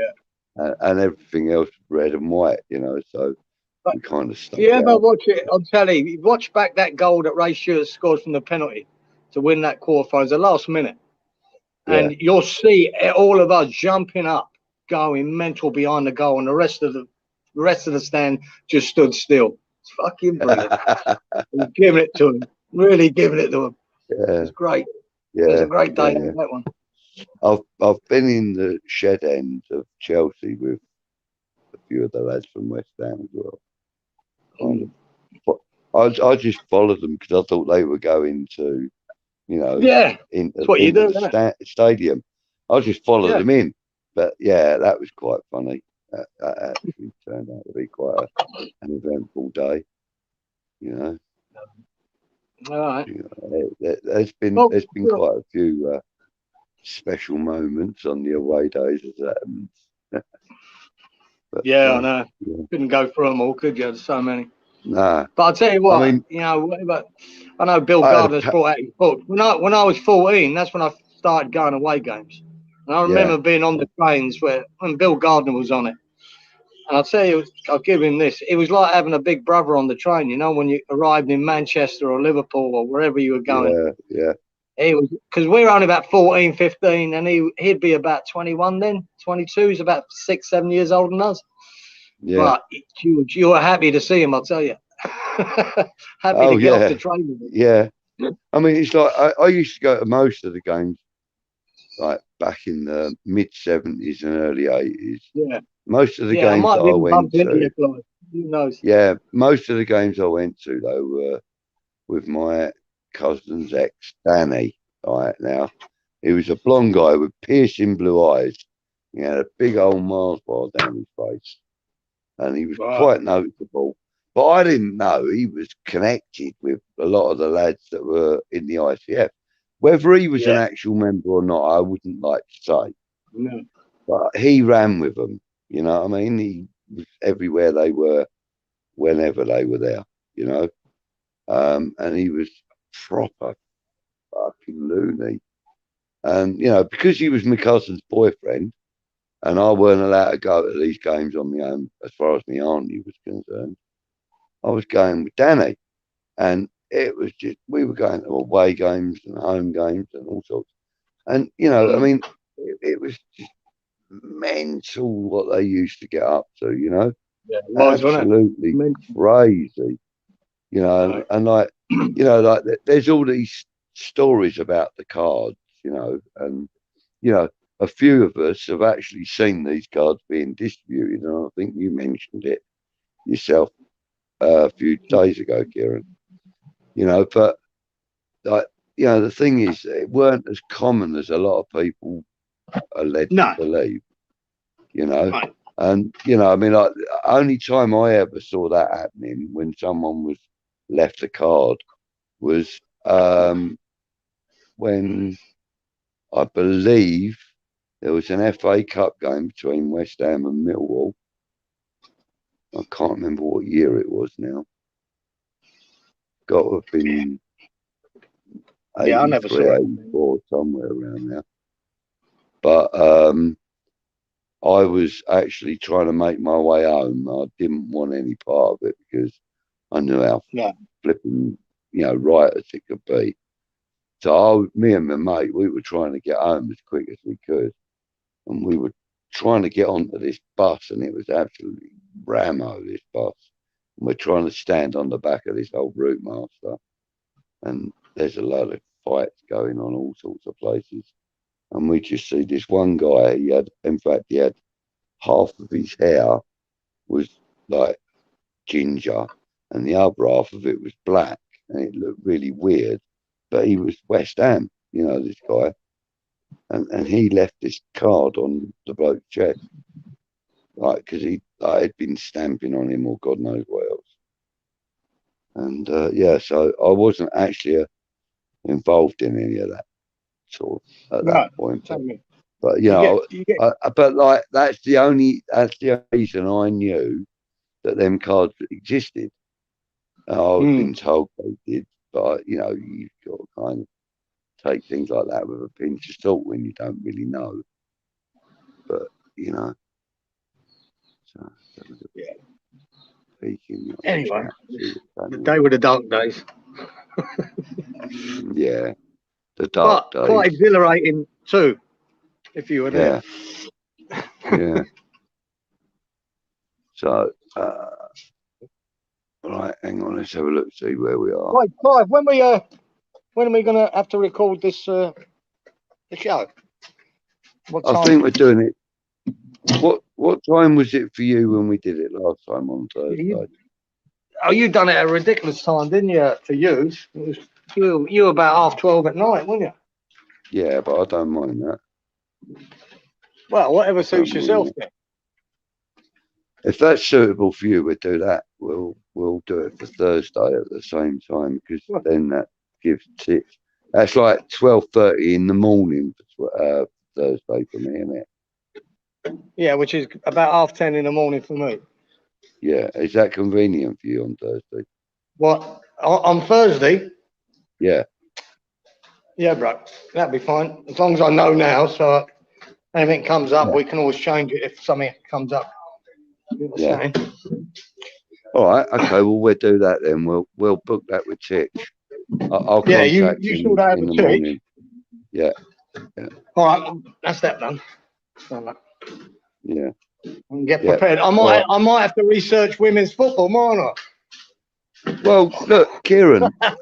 Actually, you know what I've done because of you? Do you know what I've done? Yeah. On my stream, where I get all the Premier League games, Optus, they do the WSL Super League. Yeah. And there is highlight shows on there. I was actually going to watch it anyway, to be honest. So what I'll do is have a look, mate, because there's some quality players in amongst it all. Yeah, I'll have a look at the goals and we've got a few decent players. Yeah, we've got a few decent players, but if you go onto the West Ham official YouTube channel and have a look on there, that they might even have a section for the ladies' games and just show you highlights that our girls are involved in. But I'll get it on there anyway. I'll have a look. So that's really what we want to sort of look at. Really, is our girls. If you'll excuse the pun. I'll have a little quiz through, see what they're doing. Yeah, I actually watched. We can do a 5-10 minute slot on it, can't we? We can do 5 minutes, 5-10 minutes, easy. Like you know, like I said, you know, we don't have to go into major details, No. but you have a little Just give looky people an and update. that. I'll have a little looky. And yeah, I'll get familiar with who the manager is and stuff. Yeah. You know. Right, mate. And we'll do a little 5-10 minute slot on that on the next Unfocused then, eh? But yeah. Last night I watched West Ham under 23s play Liverpool under 23s. All right, okay. What was the result on that then? We beat them 3-0. Nice. Well, that's not a bad week, is it? Both teams put No. 3 past them. Did Rocco Flex play? He did. He didn't seem to feature much. I only see the highlights of it. Goes up, and he didn't seem to feature much. To be fair. Okay, that Thierry Neves did. Neves, yeah. Yeah. He was involved. Yeah. And that other lad from midfield as well. He had a goal. He was on that goal of the month thing I was telling you about. He was under the 23s. Can't remember his name now. But yeah, he's quite good as well. His goal was incredible. Yeah, I'll have a squiz through that, man. Yeah. All right. Well, we can both do that, can't we? We can both have a look at the ladies and both have a look at the under 23s and that. Sure. And we'll try and come up with something, you know, like, I don't know, we spend 10, 15 minutes on the pair of them or something, yeah? You all right? Okay. Do that. All right. Well, I know it's supposed to be random, but it can be fairly random within that, can't it? You know. So, anybody else in the chat chatting? Let's have a look. No. Oh, right. Okay. Right, yo. I don't even know how many bloody viewers we got now. Does anybody else in there know how many viewers we got? Yeah, probably all gone to bed now after we've done the food vlog. They've probably gone for something to eat. Yeah, that's it, mate. Just eat as busy as you like now, right around the country, right around the world. Yeah. All right. Well, yeah. So let's. How long have we been live? 3 minutes short of 2 hours. Jesus. Wow. We need Peachy. We need Peachy to come back and finish it, huh? Well, yeah, I think we do. Peach, are you available? Are you in the green room? He's eating, isn't he? Clearly not. He's frying up calamari. Yeah. And poaching eggs to go with it. Oh, God. Yeah. Couldn't think of anything worse. Eggs and fish together. Oh, fish eggs. Oh, I don't mind a bit of cod roe, as it happens. Yeah. I do like a bit of cod roe, gotta be honest. Yeah. Let's get back to the food. Yeah. Right. Do you know what? Actually, I'm gonna quickly, briefly give you a little story. Like me and my brother, we were working in King's Cross. We weren't like walking the streets or nothing like that. Yeah, don't get me wrong. We were, you fucking not. No, we were doing office renovations, right? So we're in King's Cross. So we had to come out of St Pancras Station and just walk round to where this office was that we were thinking. And there was this burger shop there. Now, you walk in there and it looked like a butcher's. There was just trays of steaks all under these, like on these trays on ice, under these like glass sheets and that. And I was like, I thought this was a burger shop, mate. He said, no, what you do is you select whichever piece of steak you want, and then we'll make a burger for you out of it. I went, oh, right, cool, okay. Right, so I said, oh, I'll have that bit there. Yeah, it's a bit of fillet steak, right? So he goes, yeah, no problem. He ground up the meat and he made this fucking burger patty with it. And he put it on the griddle and all this, that, and the other. And he asked me what I wanted with it. I said, just some onion and that'll do me. So he did all that, and he wrapped it up for me, passed it across the counter and said, £11.50, please. And I went, pardon? £11.50 for a burger. He went, Fucking. it's fillet steak, mate. It's And I fillet, went, yeah. It's not your "Fif- fucking mint. £11.50. And he was like, yes, mate. How are you paying? I said, I'm selling my fucking house. That's how I'm paying. And he pissed himself laughing. I'll give him my card, but £11.50 for a burger. Oh man, that was fucking disgraceful. I was disgusted with it. Right, Hammeret's saying good night. So good night, Hammerette. Glad you could join us. Night. Thanks for coming in. And Helen Ludlow, hello Ludders. She says there's 11 watching. There's 11 watching. Thanks. And Darren saying there's 12. So there's 11 or 12 of you watching. So thanks for sticking with us, guys. Yeah, Hammeret's knackered. She's still nursing a mega hangover from yesterday. Bless her cottons. Roy, West Ham United Chapel says, good night, happy Hammerette. And Gary J says, good night, happy Hammerette. Gary J's in the house. Didn't know you were in here, mate. Hello, Gary. Nice to see you, lad. Yeah, happy Hammerette says, good night, fellow Hammers. Sweet dreams, Hammerette from Darren Higgins. So that's the comment. That's the comment covered. And yeah, funny story there, guy. You were talking about. I was working Highbury in Islington. Right, I was only about 18, 19. I was an apprentice carpenter then, you know, and we was working there. So we finished the job and then used to jump on the tube because I lived at Upton Park. So we jumped on the tube at Highbury in Islington, but we popped in the pub first, right next door to the tube station there. And I'm standing there with two or three of the boys. Isn't that on that like awkward junction thing with that? Yeah, can't remember that. I think it is. Yeah. Yeah, I know the pub. I know if it's Highbury Corner or Highbury Newsroom. Yeah. But that was the days of the Young Ones had just come out, right? Or second season series of the Young Ones, which I fucking loved, right? Yeah. So I'm standing there, and one of the older boys there, he says to me, "Oi," he said, "Isn't that mate behind you, that geezer you like?" On fucking, I turned round, and it was Rick Mail from the Young One. Yeah, and I went, "Fuck." I went, "All right, Rick." I was only a kid. And he went, "All right, mate." And he was just having half a beer, right? And I said, "Fuck me, what are you doing in here?" You know, and he said, "Oh, I'm curry house next door. I'm just waiting for it to be done, take it away, you know." I went, "All right." I said, "What are you having then?" And he showed me, he just put his arm out like that. He put his arm out, and written in biro was the order. He had written up his arm. I said, "I'm having that."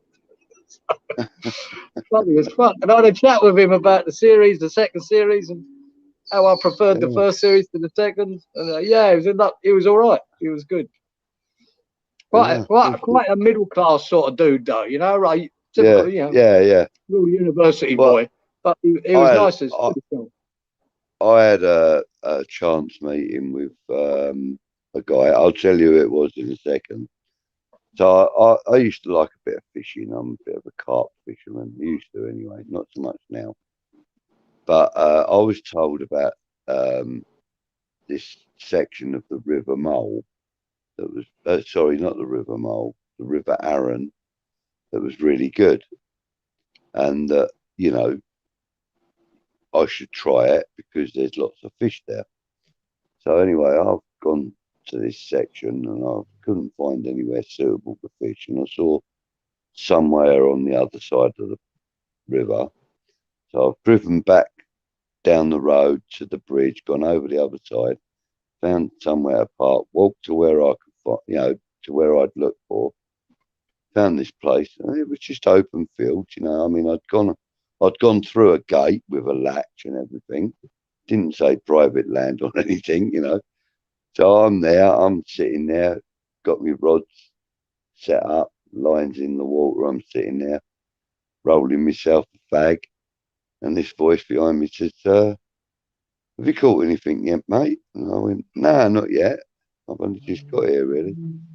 He went, oh, right. He goes, are you aware that this is like private ground, private land? And I said, oh, no, it's not, is it? He said, yeah. And as I turned around and look at him, it was Harry Enfield. And I went, another great man at the time. God. I went, oh my God. He went, oh, you recognise me, have you? I said, yeah. I said, oh, mate, I better pack up. He goes, no, no, no, it's right. It's my land. I went, right, okay. So I said, what, are you giving me permission to fish? He went, seeing as you're already there, mate. Yeah, he said, but just respect the ground, respect the land. I said, yeah, of course I will. I said, do you want me to pay you for the, privilege of fishing on your land? He went, yeah, I want loads of money. And I went, fuck, I just pissed myself laughing. He sat with me for about 45 minutes just chatting to me about all sorts of stuff. Good. And do you know who his favourite person is in the world? Well, it kind of gave me, he kind of said it, but he didn't say it, if you know what I mean. Every time he spoke about her, it was like, oh, I love her a bit, and she's my favourite person, and all that, you know what I mean? And that's Dom French. Right. Dom French. Yeah. He really thinks she's a good person and a lovely woman and all this and the other. Sure she is. But at the time, obviously, she was still married to Lenny Henry, Yeah. I went to see his show. I went to see him. I see him in Brisbane here, Lenny Henry, one year. Actually, done a show here. Yeah. Yeah. He's all right. He weren't. I didn't put you on your ass, but he was funny enough. No. He weren't great. Yeah. Yeah. But he's stand up. I don't think is as good as his written stuff. No, it weren't. It was all right, but it weren't. Yeah. I'd say you're into motor racing, aren't you, Geezer? I am, yeah. I do like a bit of motor racing. You like it, and you've liked it for a long time? Yeah, I've been watching. In fact, I still remember Jim Clark racing. That's right. How long I've been watching it. That's the case. Have I got a story for you? Go on. And I'll tell you what, I've told this story, and no one believes me. But what I did have was my brother with me to back me up. We were both working up. We were working up there near Hyde Park Corner, near the Hilton. Right. And right behind there's all these Muse houses. They're all small. I think they used to be stables back in the day, and they converted them into little houses. Yeah. The bottom of it is like a garage, and they've only got a little space upstairs to live in, like a one-bedroom studio apartment up top. So that's it. But they're worth squillions, Anyone who's got one there, worth a lot of money. Anyway, so we finished the job when we were working there. Yeah, same here. So we've done one there. It's right behind the Hilton there near Hyde Park Corner. And we're walking past all the Muses, right? And this garage door was open, right? And it said garage sale. Now, garage sales here, since I've been here, 30 odd years, they're big here. You have them every weekend here. People just open a garage and sell stuff, right? It happens every weekend. It's never a thing in the UK then. But this was having a garage sale. So I thought, shit, it must be an Aussie boy, this. So I think I was with my brother and I said, come on, just have a little look in here. And there was a young lad in there, about, 13, 14. And I went, all right, mate. And he's, how are you? He was very posh. I went, oh, I'm very good, son. He said, he said, we're just selling bits and pieces to get rid of, clear out. I said, yeah, no, John. Yeah. And I looked at the rack of suits and all that, and they're all boss suits, and and Jesus Christ. But then I looked at the walls, and there was a lot of motor racing paraphernalia around the walls. Yeah. I'm looking at that, and I saw this little suitcase, right? I went, oh, that's smart. Like a briefcase. I said, that could be handy for something. I think I was running a football team. So that could be handy, all the registrations and the shit to put in. Yeah, I said, how much for the suitcase, mate? He said, you'll have to ask my grandfather. He'll be down in a moment. I said, no worries, man. I'll have a look around till he turns up. So we're sitting there, and then I'm looking around. Next thing, the scoozer's come down behind him, and I turn around and I fucking nearly hit the floor, right? And who was it? It was Sterling Moss. Oh, wow. And I looked at my brother Wow. and I went, do you think that's who I think it is? And he went, yeah. So I went up to him. I said, I was just, I could hardly speak. I was going, I was just wondering how much for your briefcase. And he said, £5, whatever it was. And I went, I said, just a lot of it, yeah. Your granddad said I could have it for 2. And he went, you better fucking not have. Well, listen, Kieran. He said, when I was racing all over the world, I used to take this briefcase, you know, from gear and that. I said, I'm having it. Yeah, no worries, man. But Kieran, I was just I'm busting for a pee, mate. I'm busting. Oh. Can you tell the guys in the chat the story or carry on the story? Well, there's not much left. We'll carry on. That's it. Carry on, mate. I'll be back before you 2 shakes of a lamb's tail. He's got a lamb's tail for a fucking penis. Yeah. So the end of that story was nothing. He just, I got the briefcase, but everyone I told about that story just said, nah, not having it. Sterling Moss doing a garage sale. They wouldn't believe me. No one would believe me. I said, look, fucking ask my brother. He was there. But there you go. Claim to fame meeting Sterling Moss. But most people these days wouldn't know who he was, I suppose. There you go. I wish I could do the chat, boys. I could respond to you. I just have to wait for the man Clive. Peachy's still eating, I'd imagine. He must be cooking up a feast, unless he's got a shawarma in the. I can't even see them bloody comments properly. All right. Peachy, are you hitting the comments again? You finish your dinner? Or breakfast? Yeah, it'll be dinner for you, won't it? All right. Right, so I've got to remind everyone now. So we've got to do another show, haven't we? And it's 11 o'clock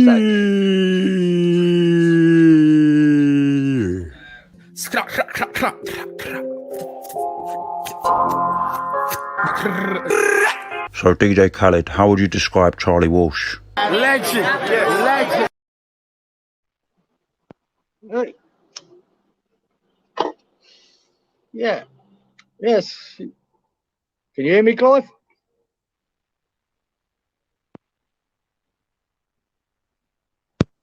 I put myself on mute, didn't I, like a dickhead? Yeah, I thought you had. Anyway. Yeah, it was hard to get people to believe me, Clive, that story. They would not believe me. Yeah, no. Oh, no, mate, listen. A few things like that have happened in my lifetime, so I quite well believe stories like that when people tell me, because, you know, I bumped into Bob Hoskins in a pub in Sussex. You know what I mean? In Sussex. So him and his wife sat and chatted to them for about 3 hours drinking with them. Nice. You know. So, Roy, how would you sum up that first half display from Manchester United against Manchester City? It's shocking. Eric Bailly, what are you doing? Manchester City, they don't even need a striker, so why would they need you to score goals for them? It's shocking. Listen, you've got Ollie on the bench. He's talking to Carrick about what they're going to have for lunch. It's embarrassing. It's shocking. Listen, this could get ugly. I've been saying Luke Shaw for days. Luke Shaw is shocking. I give up.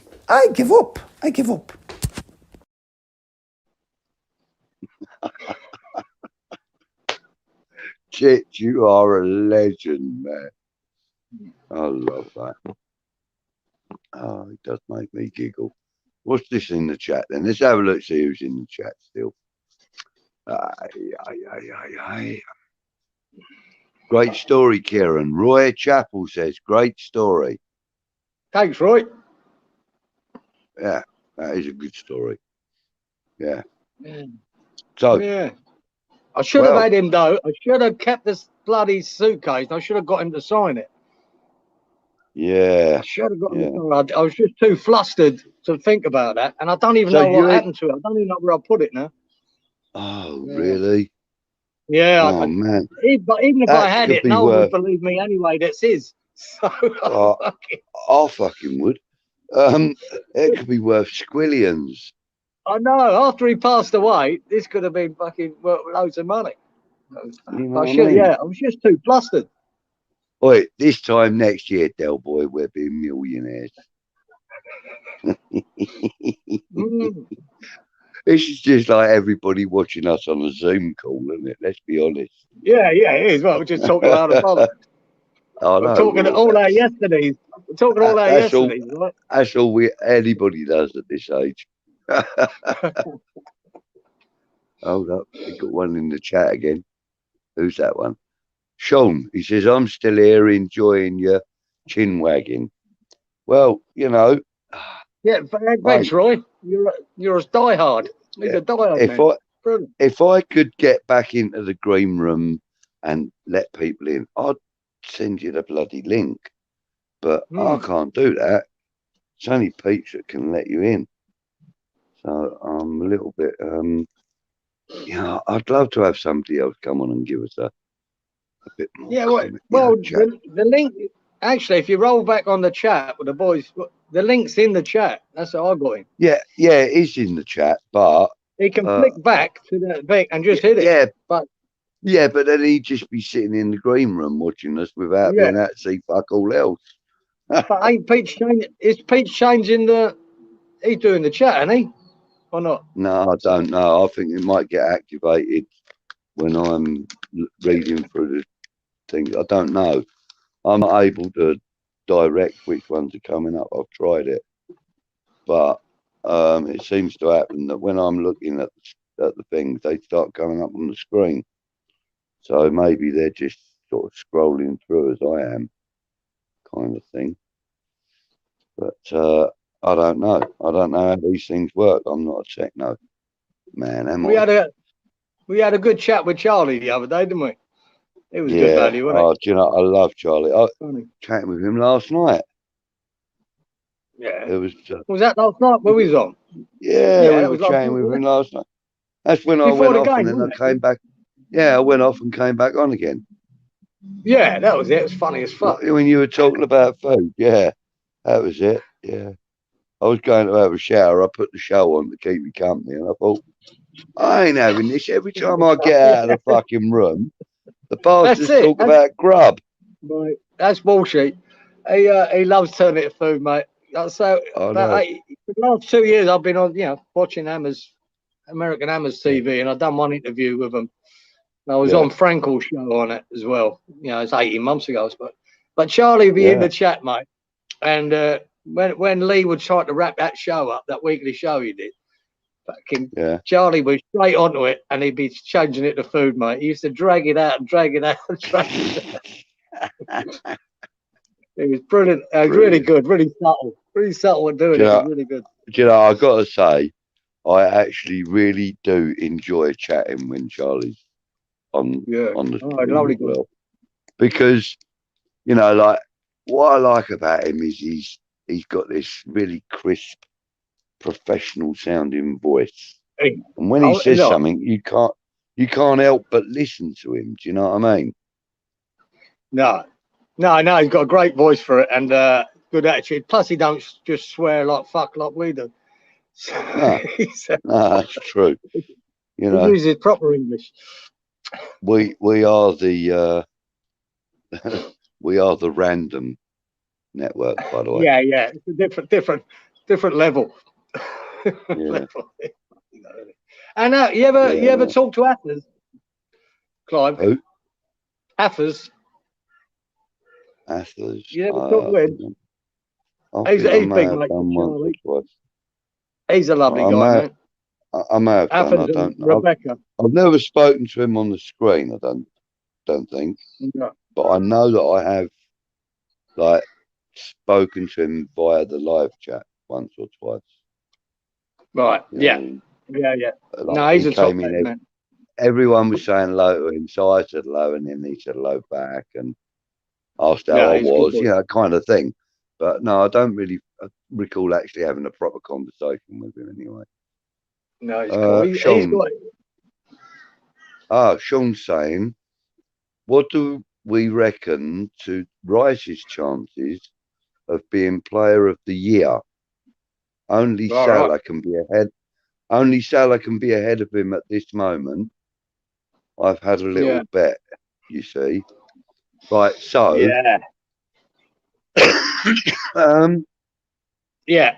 I think he'll end up being a long way behind Salah.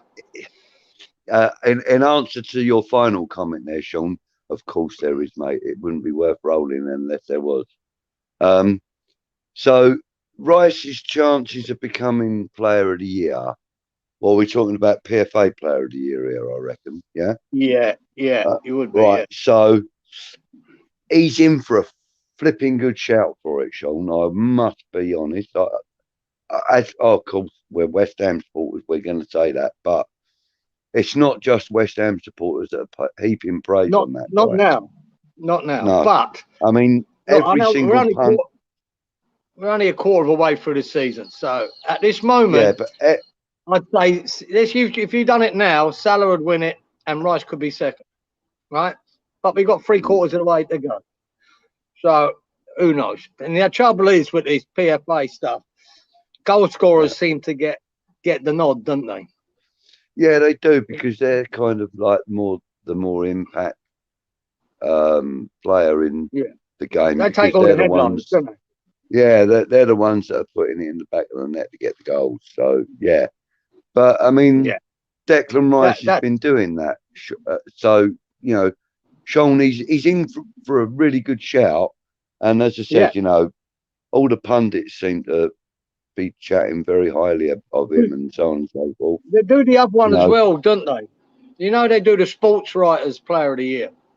Yes, I think he's in more of a chance. He's probably got more of a chance of that. Yeah, I would have thought so. Yeah, there he could be able to pull it off. Yeah, Sean, he's in for a good shout though, mate. I reckon. You know. Yeah, I think it's only Salah in front of him. Yeah, no, that's what Sean was saying. Really, it's only Salah above him. He's bang on. I think Salah's in front of him at the moment. And like I said, they get all the headlines.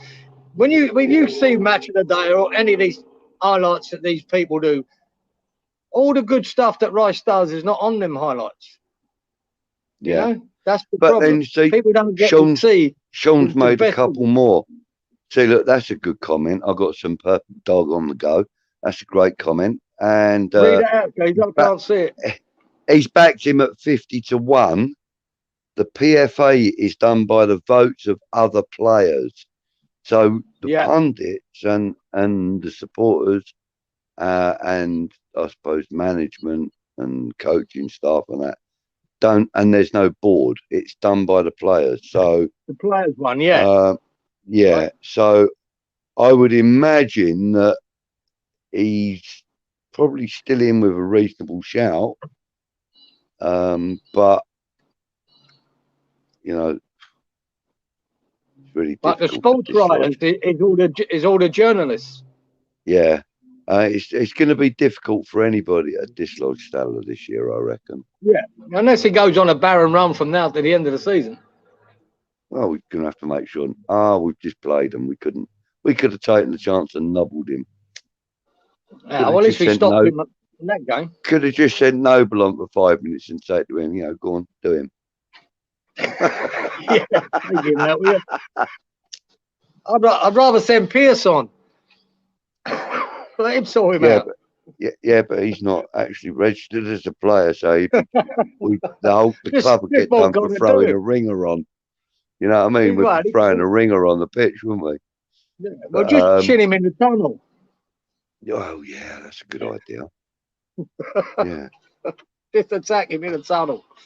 Yeah. It would have been nice, wouldn't it, to get some recognition? But I think he'll be up there because I think is it a first, second, and third go up there and young player of the year? They do. Yeah. Fucking young Johnson could be in for a shout, young player of the year if he keeps going. Well, do you know what? That's exactly what I was saying. I think it'll be between Johnson and Foden, if I'm honest. Or maybe Greenwood might even be in with a shout. But I think Johnson and Foden are probably the most likely contenders at the moment. Yeah, that's like long way to go, isn't there? Yeah, long way to go. Like I've said though, so far for me in the West Ham squad, Johnson's been the most improved player. He is for us. He's not, in our squad.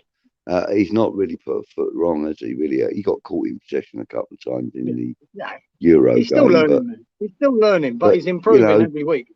Every week.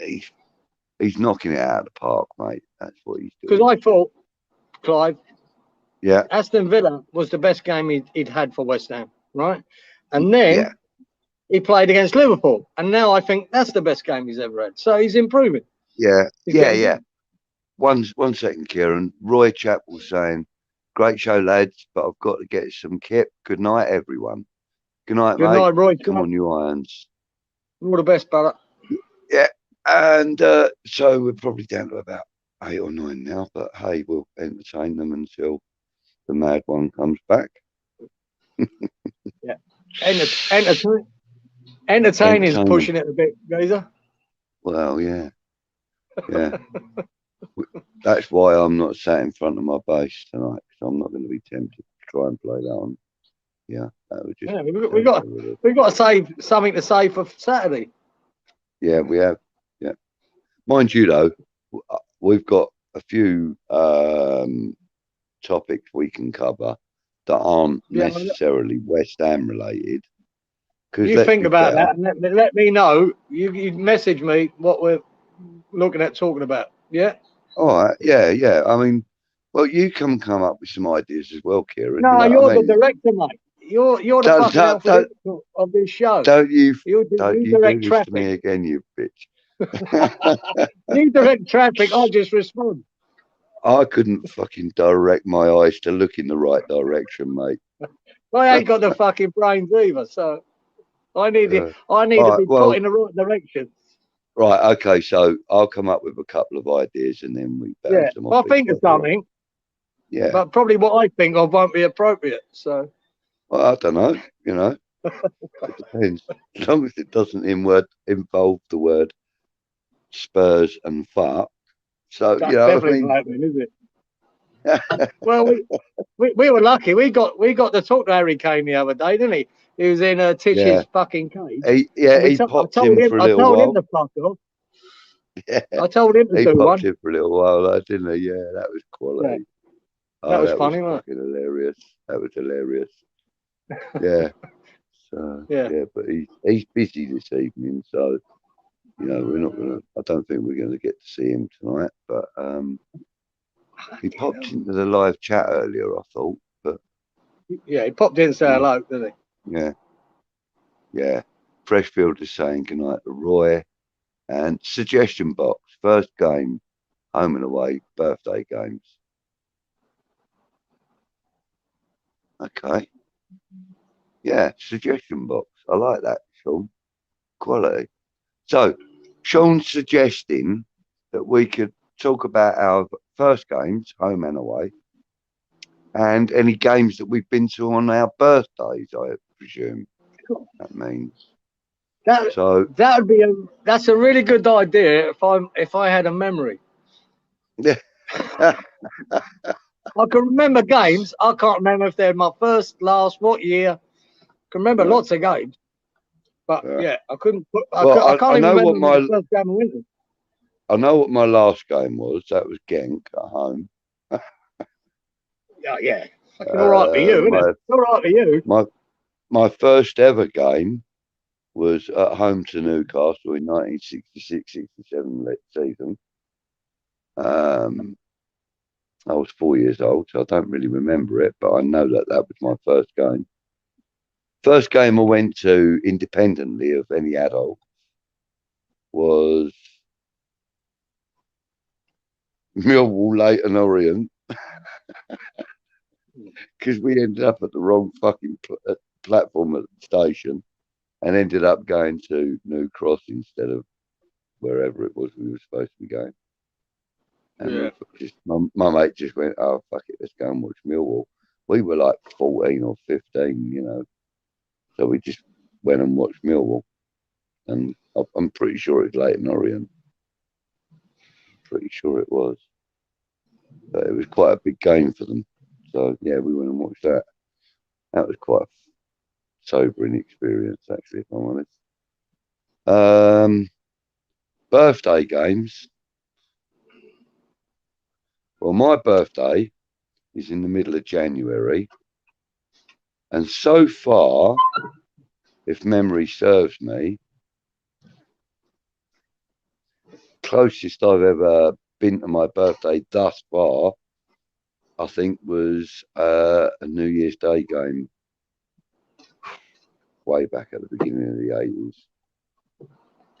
So, but having said that, all things being equal, on the 15th of January this year, next year, we're playing Leeds at home. My birthday's only a couple of days after that, on the 17th. So I'm hoping to go to the Leeds game as a birthday treat to myself and whatever. And I will be having drinks in the supporters club before the game and after the game. So if anybody wants to come along and buy me a drink for my 60th birthday, yeah. Fucking all right for you. Perfectly welcome.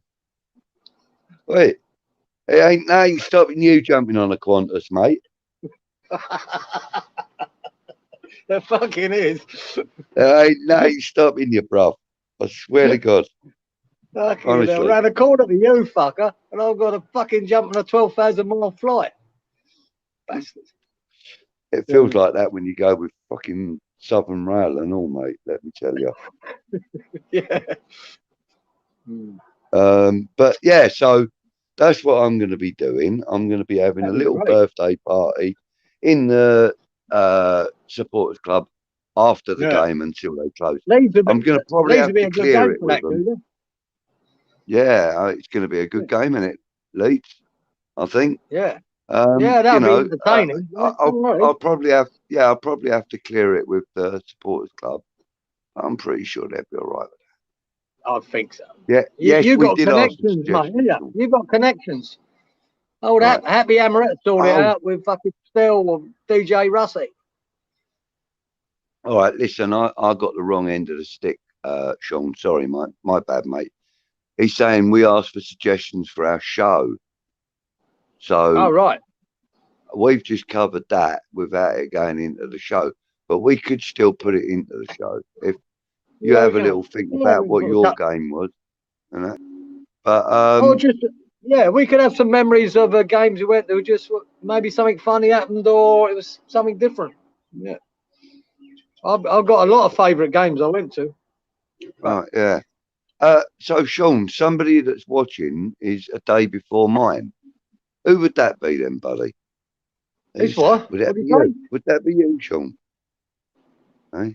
Apparently, somebody that's watching has their birthday on the 16th of January, which is the day before mine. So, yeah, another Capricorn in the house. Well, I'm not far. I'm not far after you, Clive. Mine's really? I'm the 22nd of February. All right. Okay. Yeah. Yeah. My son's is on the 25th of January. Yeah, and my daughter's on Halloween. And if I always know here, Clive, if I celebrate my birthday here in February, it's really, really hot, stinking. It's about 37, 38 degrees. Oh, it's really hot in February. Oh my God. Oh my God. I'm roasted, mate. Honestly, hang on a minute. I just want to go. And you just get burnt in about 20 minutes. I'm just going to Google. Hang on a minute. One way to Australia. Sorry, you do not qualify. What's that supposed to mean? Fucking hell. Gosh. It's a bit cloudy, mate. Oh, all right, yeah. 28 degrees and cloudy. Love that. Yeah, that's exactly what it is. How'd you know? Yeah. I can feel the heat coming through the phone. You bastard. You wait. You wait until we have our summer. Yeah, For that, I was waiting for 10 years. Yeah, no, but when we have our summer, right, for that whole day, I'm going to tell you how it is, all right? Right. I'll tell you what, the difference is, right, if I went down to Sydney, you get a proper winter. See, here in Queensland, Brisbane, like, it'd still be 20, 22 degrees in the winter here. You don't really get a... But, and it might drop to about 5 or 6 overnight, but during the day, it's just warm. Yeah. It's not too bad. It's just not a good idea to admit you go down on Sydney on live feed. Oh, yeah. Oh, I wouldn't do that. Down to Sydney, did you say? Down I to hope so. Sydney. Sorry. Yeah, my bad. Yeah. Fucking come on, Peach. I want to go to bed for fuck's sake. Yeah. Don't you, man? I'm only hanging here so you go to bed. Yeah, it's 20 to 2 for God's sakes. You know what I mean? I've got to be up for work early in the morning, about 9:30. You're doing a bit tomorrow, you mate? Yeah, just a bit. It's because I'm self-employed. I can really pick and choose my hours, and because I've had some health problems and that, and they're not helped by smoking or God knows what else. I do drinks. I don't do any other drugs or anything like that, but only the ones that they prescribe me. Bloody well, big bag full of them every day. Do about 10 different tablets. Yeah. But yeah. But I can pick and choose my hours. And excuse me, sorry. Yeah, it's quite convenient for me because the job that I'm doing at the moment is in a pub that's being renovated, and about 40% of the work is mine. The rest of it, the landlord or landlady and her fella are going to do between them. So like any construction work and that I'm going to be doing. So yeah, it's been nice. I went round there today and did a bit. Do you remember me when I first started the building trade and that? I always thought painters and that decorators got a rough deal with people. Remember that phrase? If you can piss, you can paint. Yeah, I do. Yeah. Yeah, and that was pretty unfair because I've painted a lot of times, and it's not the fucking case. I can tell you, it's not the case. If you don't know what you're doing with painting, mate, you're gonna make an absolute dog's bollocks of it. Yeah, and you got to prep the surfaces right and everything. A lot of people just think that you can just literally slap a load of paint over the paint that's already there. Yeah. Well, I agree. But it's not like that at all. I mean, I've spent quite a long time decorating. It's really my forte, if you prefer. But what is? Decorating. I'm not as in painting. Interior, exterior. Whatever. Did you hang wallpaper, geezer? I do, but I don't like doing it, so I don't do it. No, you do. No, Finger the pumps now, is it? I can't really make a lot of money out of it. I'm too flipping slow these days. Take me a week just to paste up a bleeding piece of paper. Every time my arm goes more than like 2 or 3 rolls a minute, I'll start getting out of breath and huffing up. I'd rather not. I'd rather just, I go around, I do all the cutting in, and my son rolls it out. I go around, paint all the woodwork and the architraves and stuff, and my son will roll over the doors, and then I'll come over and just lay them off with a brush. I don't like the rolled finish on the door. I like laying it off with a brush. So I get my boy to do all the rolling because it is far too exerting for me now.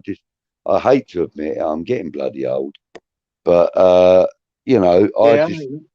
can do it, but it just takes me a bit longer. Yeah. So I'll just get my boy to do it. He's 18. He's got arms like Arnold Schwarzenegger. He hasn't, but He's trying to get there. I mean, but wallpaper would be thing of the past now, wouldn't it, Clive? You very rarely get it here. There is still a market for it, believe it or not, and that's mainly in the high-end work. Yeah, like a feature wall or feature walls. You know, sometimes you find some of these wealthy people up in places like Kensington and all this that, and the other. Yeah, you know, they've got listed their houses or their flats or whatever are listed buildings, so they like to have like a traditional kind of finishes inside. And I did one about 2 years ago, and it was this Egyptian guy and his wife, and they asked me to completely redecorate the inside, but they said, we want it done in fresh colours and this and that, but we don't want it to look modern. We want it to look like it's period. Yeah. And I was like, well, period to what? The house was probably built in 1600 and something. Yeah. What do you want me to do? Like roll Hessian onto the wall and stick it or something, And like this guy was actually quite amused by my approach to him, because I'm no different when I'm talking to potential clients to what I am talking to anyone else. I might not swear as much, but I'm still me. I can't be anybody but me. Sometimes I'm a little bit more professional than I come across on here, but so the guy was quite amused by me, and he said, no, what I mean is, he said like the house is it's probably was 1700s, I think he said something 1700s. He said, no, I want it kind of like 90s style, 80s and 90s styles. And I went, oh, that's easy enough, I can do that. I said, but that means like a lot of like stripy wallpaper and stuff. And he went, that's exactly what I want. I was like, okay. So I ended up wallpapering this 4-bedroom house with separate lounge and diner, separate, obviously. It had a study downstairs. It had 2 bathrooms upstairs. It had an ensuite and everything. I had to decorate the whole bloody house. It took me 5 weeks to complete on my own. I didn't have my son with me at the time. He was still at school. And it took me 5 weeks to complete it. And I came out of it with like less than 5 grand profit. I was gutted. Because like when I priced it up, I thought, yeah, that's all right. But then like when you mess up with wallpaper that's £120 a roll, it becomes expensive. No, they have. And it was that job that stopped me from doing wallpapering anymore, because I knew I was getting worse at it. You know what I mean? I started off, I was really quite quick and good. So I give up, Tune in next week for my carpentry lesson. Yeah. I'll show you how to hang the door. Yeah. That's one job I love doing, Kieran. Do you? Hanging the door. Yeah, I love it. Yeah, I've just replaced a whole new liner and door in my lounge diner. Oh, no. Well done. Yeah. Well done. I ain't finished it yet. I ain't put no architraves or nothing on it yet, but made sure none of it was in wine.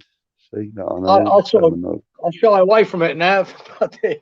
Yeah. I remember when I was back in the UK there, a mate of mine had got a contract in Germany. It was just a couple of years after the wall came down, Yeah. And they were basically rebuilding.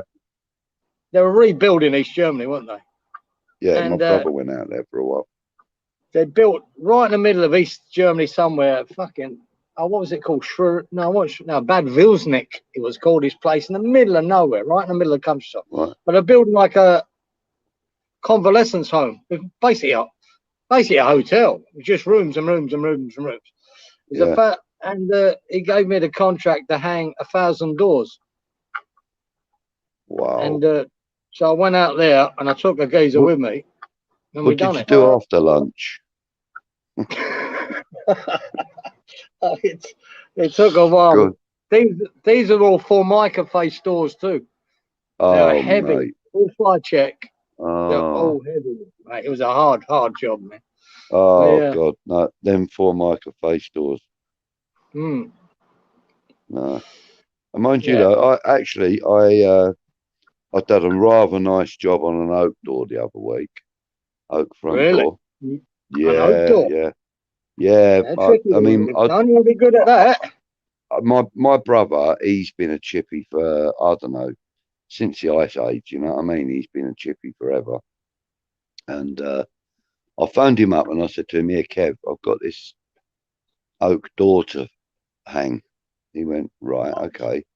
He said, what is it like? It's been taken off. And I went, no, I've got to replace the front door. And it's a listed building. Like, it's only a grade C listed building, but it's still listed, you know. I said, so it's got to have oak on there again. And he went, right, okay. I said, you know, we've found a replacement door and this and that. I said, is there anything I need to know before I start hanging this door? He said, yeah, two things. Make sure that, you know, your chisels are sharp and really sharp. You know, well owned. He said, have your stone close by. He said, because you are going to blunt them off. He said, so have your stone, like, you know, because he's taught me how to sharpen my chisels and stuff. You know, Really? he's just like, yeah. I've learned, I mean, I've been working with him on and off for like 30 years. So, you know, I've learned everything I know. Everything I know about chipping, I've learned from him. You know, I can do first and second fix now as well. So, you know, all right, right, yeah. So, but I tried not to do too much first fix stuff. You know, unless it's like, if someone said to me, oh, you know, I want a stud wall put in there or something, I would do that. I'll build a stud wall for them. Yeah, I'll it's fairly plasterboard it. Yeah, I'd lag it, plasterboard it, plaster it, decorate it, hang a door in it, or whatever, you know. So, you know, I don't mind that kind of first fix stuff, but like pitching roofs and stuff, I can't read a drawing very well, you know. So, you know, pitching roofs and stuff isn't really my bag. No, you know, it's hardly no. You don't want to be getting involved in that, mate. That's pretty technical. Yeah, they don't even pitch roofs here no more. They just use trusses. They come ready made from the factory, all ready to go. Sit on the roof, and 99% of them over here are. You know, it's like when someone's having like an extension put on or something like that. You know, they might have and if it's a big extension, it's, you know, they might even get trusses in for it. But if it's, you know, most of the time it's hand built, isn't it? You know, like on the small extensions and that. Yeah, fair enough. You know, I don't mind them ones so much, you know, but the idea of doing like, I don't know, a fucking mansion house or something, oh mate, I wouldn't be able to. Yeah. I'd have to have it all made and delivered. You know what I mean? So, and it weird. You know, when I first came in, I started hanging doors here in Australia, right? And we done a brewery here not far away. Done about, I don't know, a couple of hundred doors and that. But what I did find in the doors, there is no here. Everyone's letterbox, you know, 99% of people's letter are on in your front fence. Well, my letterbox is outside. No one has a letterbox here unless you live, say, right in the deeps of Melbourne, as in your front door. That don't exist here. A letterbox in your front door. Because I remember doing loads of them when I was an apprentice, putting letterboxes in on the front door. There's always a box outside, a bit like America, you know. The postman doesn't come in. They just post. It's a lot easier for them now, though, isn't it? It's a lot easier for them now. They use a router now, don't they? Yeah. Well, you can do that with your hinges too, mate, for your oak door. I know you can. I know, but I ain't even got a router, mate, so I just do everything by hand. They're a tricky thing to use too, mate. Routers. You've got to get used to them. Yeah, I ain't got a clue. I say I ain't got a clue. I have got a clue, but I don't But own one, and I'm not really in a rush to get one. nah, You know, I wouldn't. For $1, I wouldn't bother. I'm cutting down how much work I do anyway. Oh, look, there's a couple of little chats in the window. Helen says, as much as I would love to stay and listen to you both, I really need my beauty sleep. So good night, all. Good night, Helen. Thank you for joining us. Good night, Helen. Thank you. Thank you for putting up with our absolute bloody nonsense. We'll see you Saturday. Yeah. And Freshfielder Sean, he's saying, latecomers have tuned in to an episode of How. How. And I take it. Remember that, boy? I do. And you have got to be Jack Hargreaves. Jack Hargreaves, got to be. Yeah, that's you. I've got the beard, haven't I? Got the beard. Yeah, that's it. You look like him and all, mate. You know. No. I don't look like anybody that used to do it. Fred Dinage, he used to do it, didn't he? Yeah. Used to love that program. Yeah, I did. Yeah. Great program. Sean, you're a funny man. Yeah, fucking brilliant. So, listen, what time is it now? Yeah, where's Peachy boy? Tell Peachy 3 minutes to 2. Got to do one. Yeah. Can we just knock it on the head, guys, and get yourself to bed? Well, nah, it's all right. It's up to you. Sean's saying that I should be Fred Dinage, but I don't know. Do I look like him? I don't know. You'd have to be. See, put some glasses on. I tell you what, for your age, I look more like Mr. Ben. For your age, your eyesight must be pretty good still, eh? That's all right. I mean, I do need glasses to read usually, but I'm wearing prescription. These are prescription sunnies, mate. I just use readers from the pound shop, mate. Well, I used to do that too, but I do have another. I ain't been to an optician in probably 10 years. You know? Right. You ain't too bad, you're right. That's all right. I mean, I can read most stuff when I need to. You know. Anyway, it's midday here, guys, and it doesn't.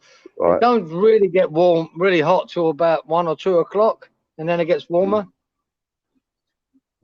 Just thought I'd let you know. So, Sean, yeah, thanks. I'm getting fed up with your flipping standing over and shit. Sean's saying, you got. Oh no, I look nothing like him. I need some yellow lenses to get close. Only remember Jack and Fred myself.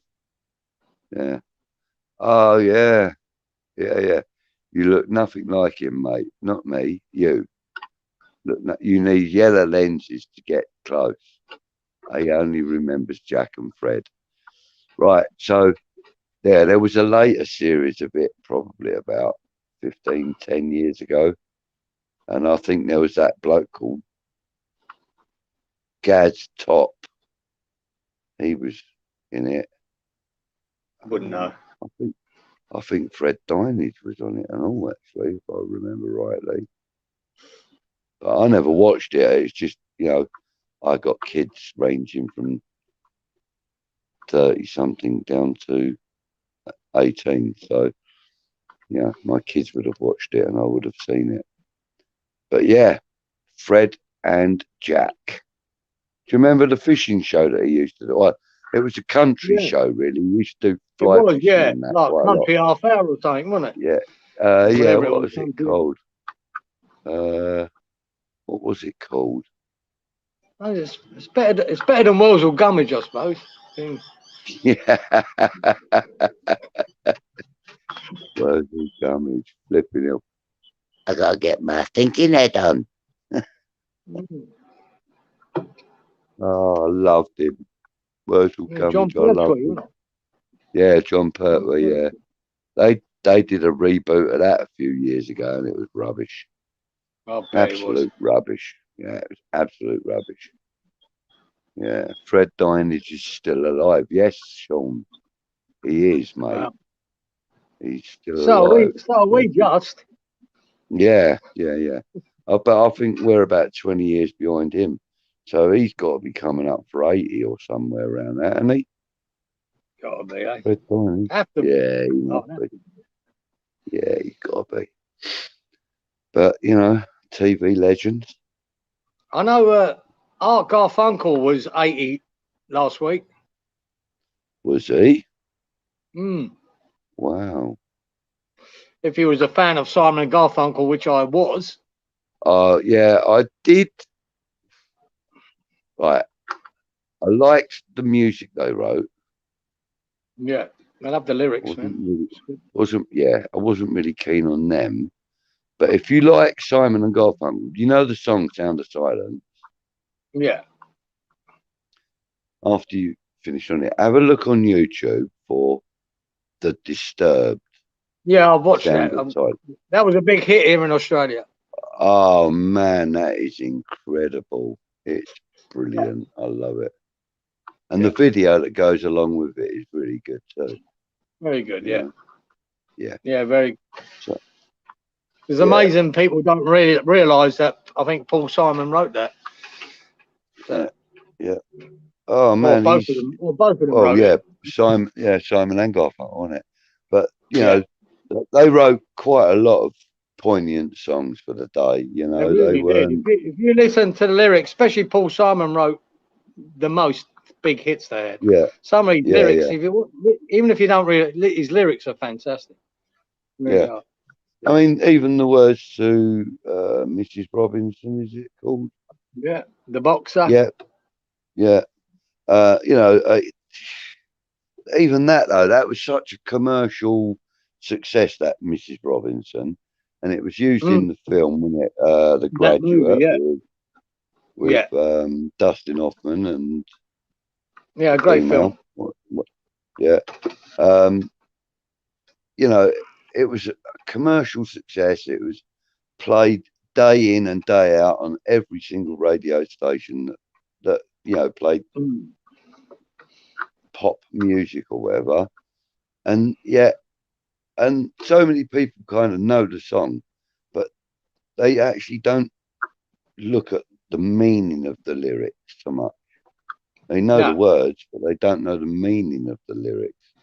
And that's what Paul Simon was clever with the way he wrote a song and put the meaning into the song. Yeah. You know? Honestly, he really was a great lyricist, mate. A really great songwriter. Fantastic, that boy. Yeah. All right. Sean's seen Disturbed live. Was he saying Disturbed? Yeah. Finish it off, son. Now, I've got a wide range of music love, right? I mean, a very wide range. Now, and remember, in 1977, I was a punk rocker. Yeah, right? yeah. I had my head shaved. I had hair dyed. I had a padlock around my neck. I had 4 earrings in, was quite shocking at the time. Right? Drain pipe trousers, winkle pickers. My fuck knows what my fucking father thought of me. But punk was massive in 77, 78. It just took off in London, didn't it? It was my thing. I loved it. Right? Yeah. So, who's your favourite band that you've ever gone to see? Let's have that. Who's your favourite band? Or performer, or performance, or whatever. Okay. All right. Okay. I've been to see a fair number of live acts perform. One of my favourites, I'm going to have to give you 3, Kieran, because I can't separate the perform. I can't separate the performance. I'll give you 3 too. In my heart, yeah. Right. One of them was Earth, Wind and Fire. Saw them at the Hammersmith Palais, and they were absolutely incredible. That would be a good show. First time I'd ever seen a laser being used for entertainment purposes. It was incredible, absolutely incredible. And you know, these lasers were, I mean, they were programmed to create images of people that weren't there. Do you know what I mean? It was almost like holograms, but done in laser light. Brilliant. Yeah. The way they did it. And they used obviously smoke to affect all of that as well.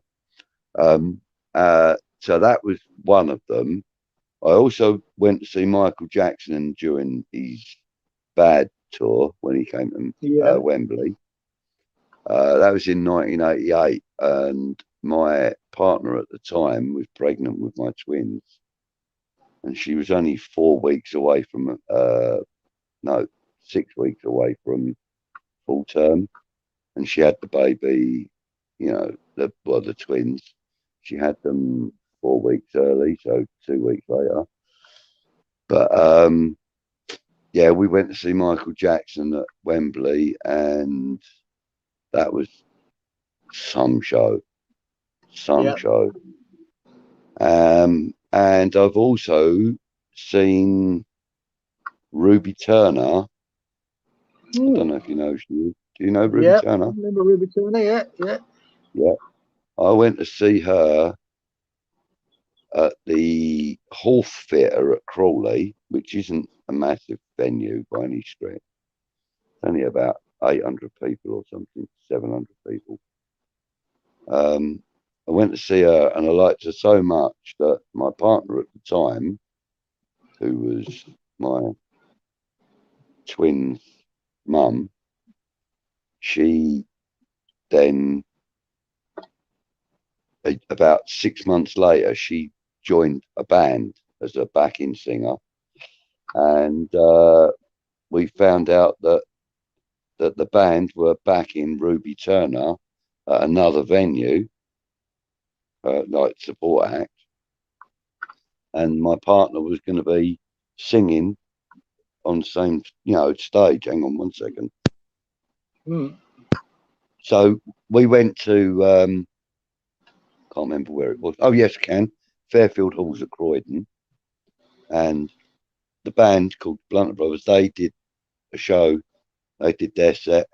Then Ruby Turner came on stage and she did her set, and then they called for an encore, and she called the Blunter Brothers back on stage to do an encore with her, and she did one of their songs from their set, because they used to do, well, they still do, they do stuff like James Brown and Curtis Mayfield and all that kind of stuff, So she came in and did, what song? I can't remember now, but yeah, I was backstage while it was all going on. It was great. Fantastic show. So yeah, there's my three choices: Earth, Wind and Fire, Michael Jackson, and Ruby Turner. Brilliant. Good choices.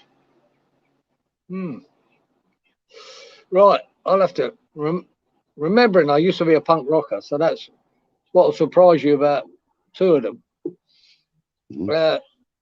I've seen the Clash. I won't. Go ahead. I won't put them in any particular order. No, but in about 1977, 78, when I was really into the punk shit, there was a Rock Against Racism concert in Victoria Park, in Hackney. I remember that. And it was a march from Trafalgar Square to the what's name, and it was going to be punk bands and whatever, and they didn't think, they weren't taking punk seriously then. They weren't taking it, just thought it was a fad, and that was it. Even the music companies weren't taking it seriously. So we marched from Trafalgar Square to Victoria Park, and then the bands kicked off, and it was at that concert was the Clash. The first time I saw the Clash, and they had Sham 69. Jimmy Percy was there, and Steel Pulse. Yeah. The Clash was brilliant. Sham That's 69 did one at Crawley. Sham 69 did a show at Crawley Leisure Centre. Yeah. They're West Ham boys, aren't they? I think. Yeah. That didn't turn out too well for them though that night, because one of the idiots in Crawley, and there are plenty of them, one of the idiots jumped up there and put his foot through the drums. Idiot. Fucking idiot. So yeah, they sort of delayed while he reset up his drums and that. So yeah, Sean's put up a comment here, and it says, Jesus, I've seen everyone from the Stylistics to Slipknot, Neil Diamond to Metallica, and Motorhead. Far too many to narrow down. Yeah, well, it is. Sean, that's what I'm trying to narrow it down. Yeah, obviously you have a very wide taste also, mate. Yeah. agreed. sure. That's lovely to hear. So my So, next one here in Australia, here I worked on a resort here called Sanctuary Cove that they built about 1988. Went on for a couple of years building this resort, really for serious money resort with all around the water. And for the opening of this resort, they brought in some names. And my next one is they brought in Frank Sinatra, and I went to get to see him, and it was magnificent.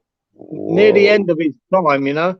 I think he would have been about 61 then, geezer, maybe 62, something like that. But I got to see Frank Sinatra. Well, you know, one of them bucket list things. Yeah. That was on my bucket list, to see Frank Sinatra. Yeah. And I got to see him. Do you know what? My bucket list was always David Bowie. Oh, right. That would have been on mine too. And so I got to see him. But 2 nights later, Whitney Houston played as well. And I got to see her. Wow. But my third one is Pavarotti. He came to Brisbane. God, it was about a year before he died. And he came to Brisbane. And I wouldn't say he was at his ultimate best, but just a pleasure of seeing him. And it was so emotional. His voice, the orchestra, I loved it, man. I love Pavarotti. Yeah. I've been a big fan of him for 40 years. So I loved him when he was with the Three Tenors and stuff like that. So I've got a bit of a love for him. I thought you was going to say I loved him when he was with the 3 Degrees. No.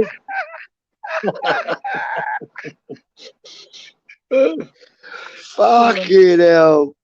Oh, my God, sorry. The 3 Degrees. Oh, right. I don't remember him. I don't remember him backing them up, mate. Neither do I. That's what made it so funny. So you got me to conclusion. Because as soon as you said the 3, that's what came straight into my head. 3 Degrees. Yeah, that was. And like I say, I could throw Led Zeppelin in there as well. I saw them in London. I fucking love them. But like Sean says, there's so many that you've seen. You go, well, it's hard to narrow it down. What was good on the day? I've seen UB 45 times. I love. I've seen UB 40 twice. Yeah, love once one of their first concerts that they did, major concerts after the release of Signing Off. They did this big show up in Milton Keynes, outdoor open air show, and the ruling was that it was like about $5 a ticket or something, but if you could go there with a signing on card, the UB40, you could get in for nothing. So loads of us quit our jobs and went and got signing on cards. I remember that. I remember loads of people did it. Loads. There was about 18,000 people there, all with dole cards. It was brilliant.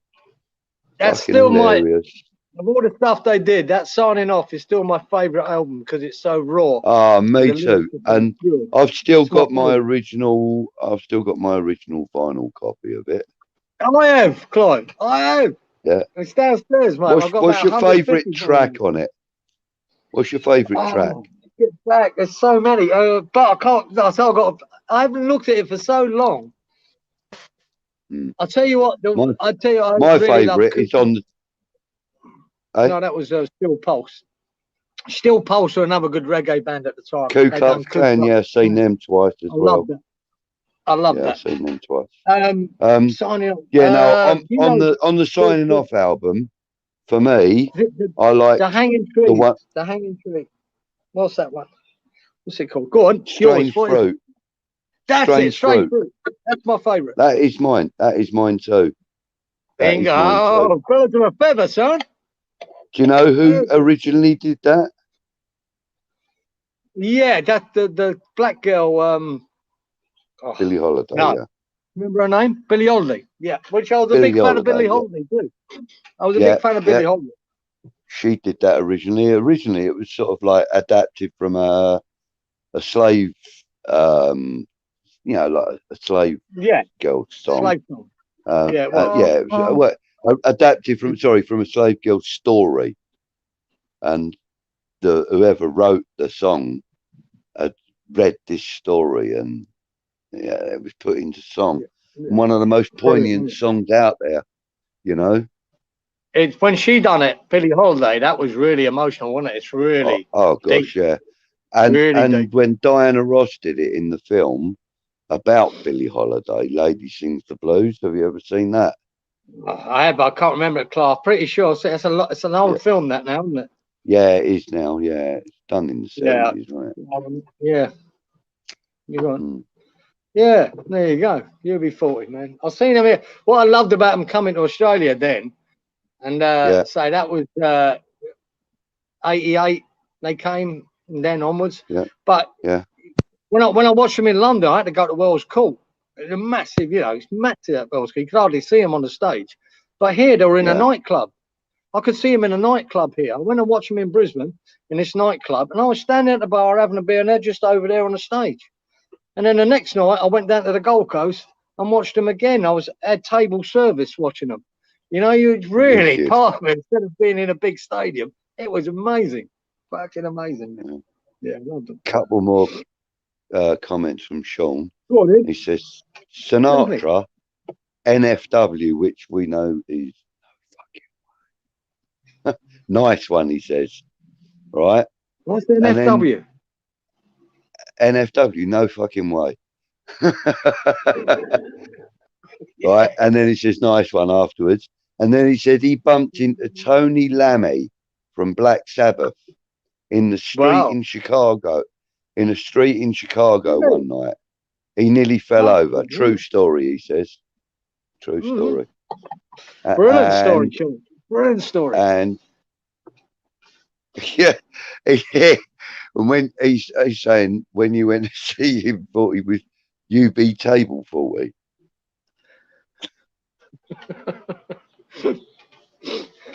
I think John's obviously more of a heavy rock sort of fan than anything else. I'd say.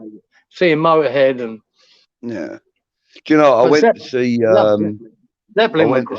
the Buzzcocks once. Did you? I was a skinhead, and we were knocking about with all the punks. And that, and we went to see the Buzzcocks at the Graham pub in Croydon, opposite the Fairfield Halls, actually. Graham pub, and all of a sudden, this top hat appeared at the back of the stage, and everybody started clapping and cheering, and I'm thinking, what the hell was going on? John Lydon walked on. Really? And, did he? He walked on and did a song with them. Orgasm Addict, I think it was. Oh, mate, see, I've been in my element then. I'd have been in my element. So watching the Pistols with the Buzzcock. Well, it was only John Lydon, but it was pretty cool. Yeah, still. We went to another show one time. Where was that? That was in Putney, I think. Somewhere in Putney. And we went to go and see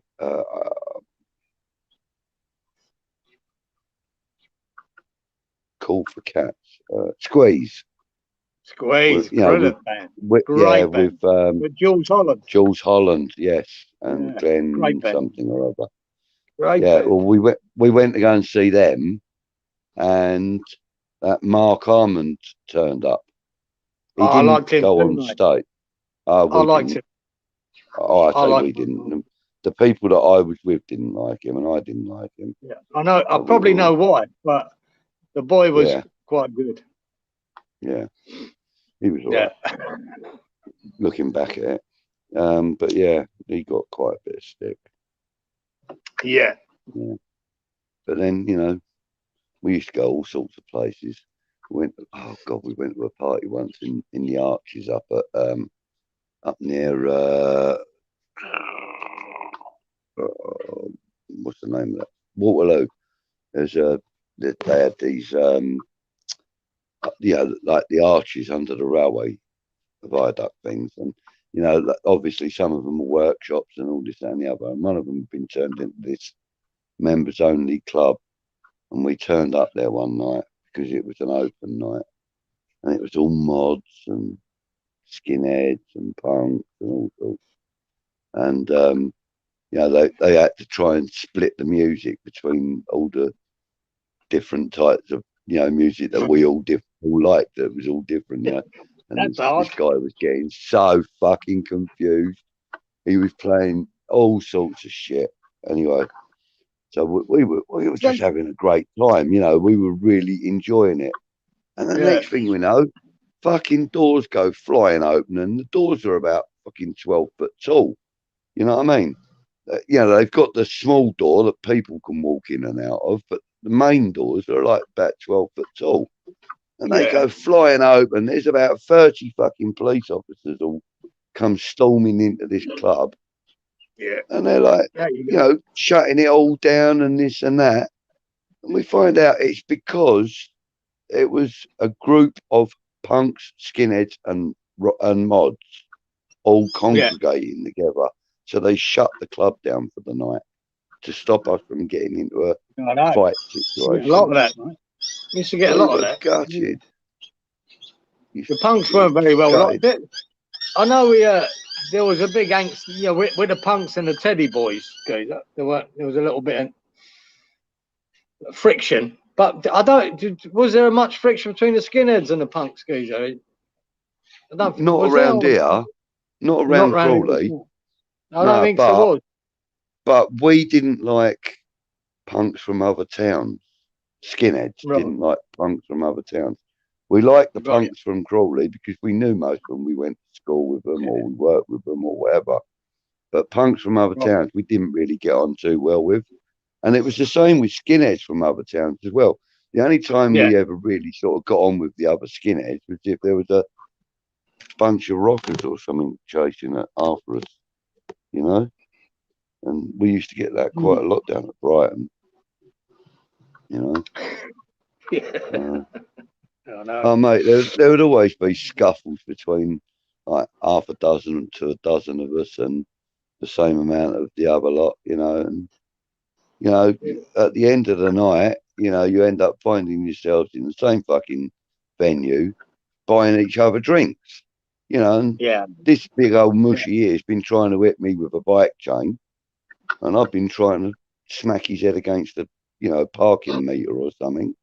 You know, and it like 2 hours later, we're in the same venue buying each other drinks. It was madness, mate. Absolute madness down there. It was a bit different then, mate, wasn't it? I actually got to see I got to see Blondie here many years after she was basically Blondie. I would say she was a punk, but she was our pin-up girl of punk music. Yeah, she was but she was more new wave. Punk. She was new wave, but she was the pin-up girl for punk music and new wave. And I got to see her many years later, obviously here on the Gold Coast. And she still pulled her dress up and showed you that she weren't wearing any knickers. Oh, all right. Lovely girl. Okay. Lovely girl. Wifey material, you know. Lovely girl, mate. But do you know what? People always used to go on rave on about about Madonna. I always hated it. I never liked her. It's a fucking pig. Mate, I always thought Debbie Harry, she's a top 10 Debbie model. Harry was a goddess compared to her, wasn't she? Yes, you know she was a fucking midget. Even I'll tell you what, even what was her name? Susie Sue.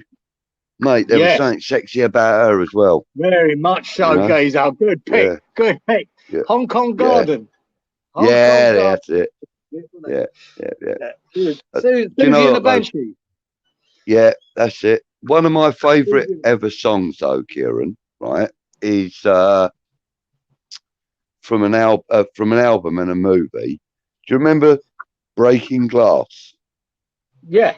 I'll tell you, fool. I've got that album on vinyl here, mate. Hazel O'Connor. Yeah, with the full 4-minute saxophone solo in that. Will you? Fucking hell, man! I can't believe you picked that. It's the best tune ever from that period. I play it regularly. We must have the same mother here, geezer, because I've been raving on about that sax solo for about 30 fucking years, 40 fucking Well, years. To ever people. since it was Listen used in to the Gillette razor advert. I've never seen that. Never seen that. Oh, you know, it's Didn't know it only was. the sax solo where it goes. Really? That bit. I That was loved it. used for a razor advert. That's how I first ever heard that tune. And then Really? about 2 weeks later, the movie came out. Yeah, it was used for the advert before the movie came out. And there must have been 50 of us went to go and see that movie when it first came out. Like the mods and the skinheads and the punks and like all the new wavers and, you know, all that. All the ones that were into Spandau Ballet with their, you know, dresses on and that. Yeah. You know, there must have been, and we were all mates, you know, like ex-school mates, or we played football together, or whatever, you know. And there must have been 50 of us go to see that movie at Forward Cinema. They didn't know what hit them when we all turned up. Can you see these two fucking things that have flown into my garden? I don't know. You see that big nose fucker there? What the? See that bird? What is it? Can you see it? It's called a jabberoo or something. Jabberoo. See him up there? Can you see it? I don't know. Yeah, I can. I can now. Yeah, I can. Yeah, big nose fucker. Yeah, you want to be careful of them. They like an eyeball. Fucking stay on. Yeah. Anyway, that's good, man. Breaking glass. Oh my God, where the hell is Peach? We've been live 3 hours and 21 minutes, mate. Oh, mate, you got to get a bed, son. We better knock I have. Head, I have, yeah. It's 2:25. So, I am going to knock it. I've got to give a lot of props to Sean. He's done well. Yeah, bless him. He's been supporting us all the way through. Look, hang on, there's a couple more comments. Let me read them out. Sean saying, Blondie started out at the same club as the Ramones. Did she? Now, Yeah, I used to like the Ramones that in as New York? well. I think that was in New York. Yeah, I used to love the Ramones. I had their first album. I think it was called The Ramones. And it was on yellow vinyl. I had it. That album. Will You? Yeah. Another top tune by Hazel O'Connor. Yes, indeed, Sean.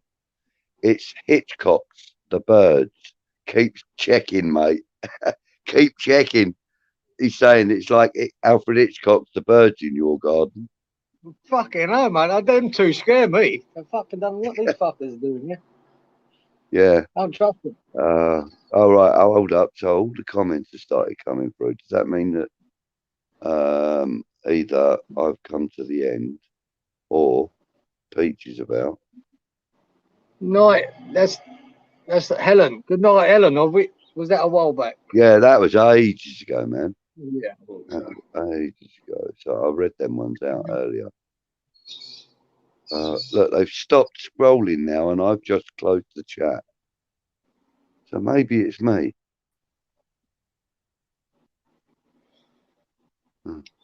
Late comments. Yeah, see, so these are quick comments that come up earlier. So anyway, we know that Sean's in the house still, and perhaps one or two others. He's a glove for punishment, I'm sure. He's doing well. Yeah, he loves it, mate. He supports anything that's West Ham, and fair play to him. Great for you to be in here, Sean, with us. Thanks for supporting us, We just haven't mate. talked about him. And bearing with us. You know, we've talked a lot of old bollocks tonight, but please tune in for the next episode of Football Unfocused, because I've got a couple of lovely little ideas of things that we can chat about.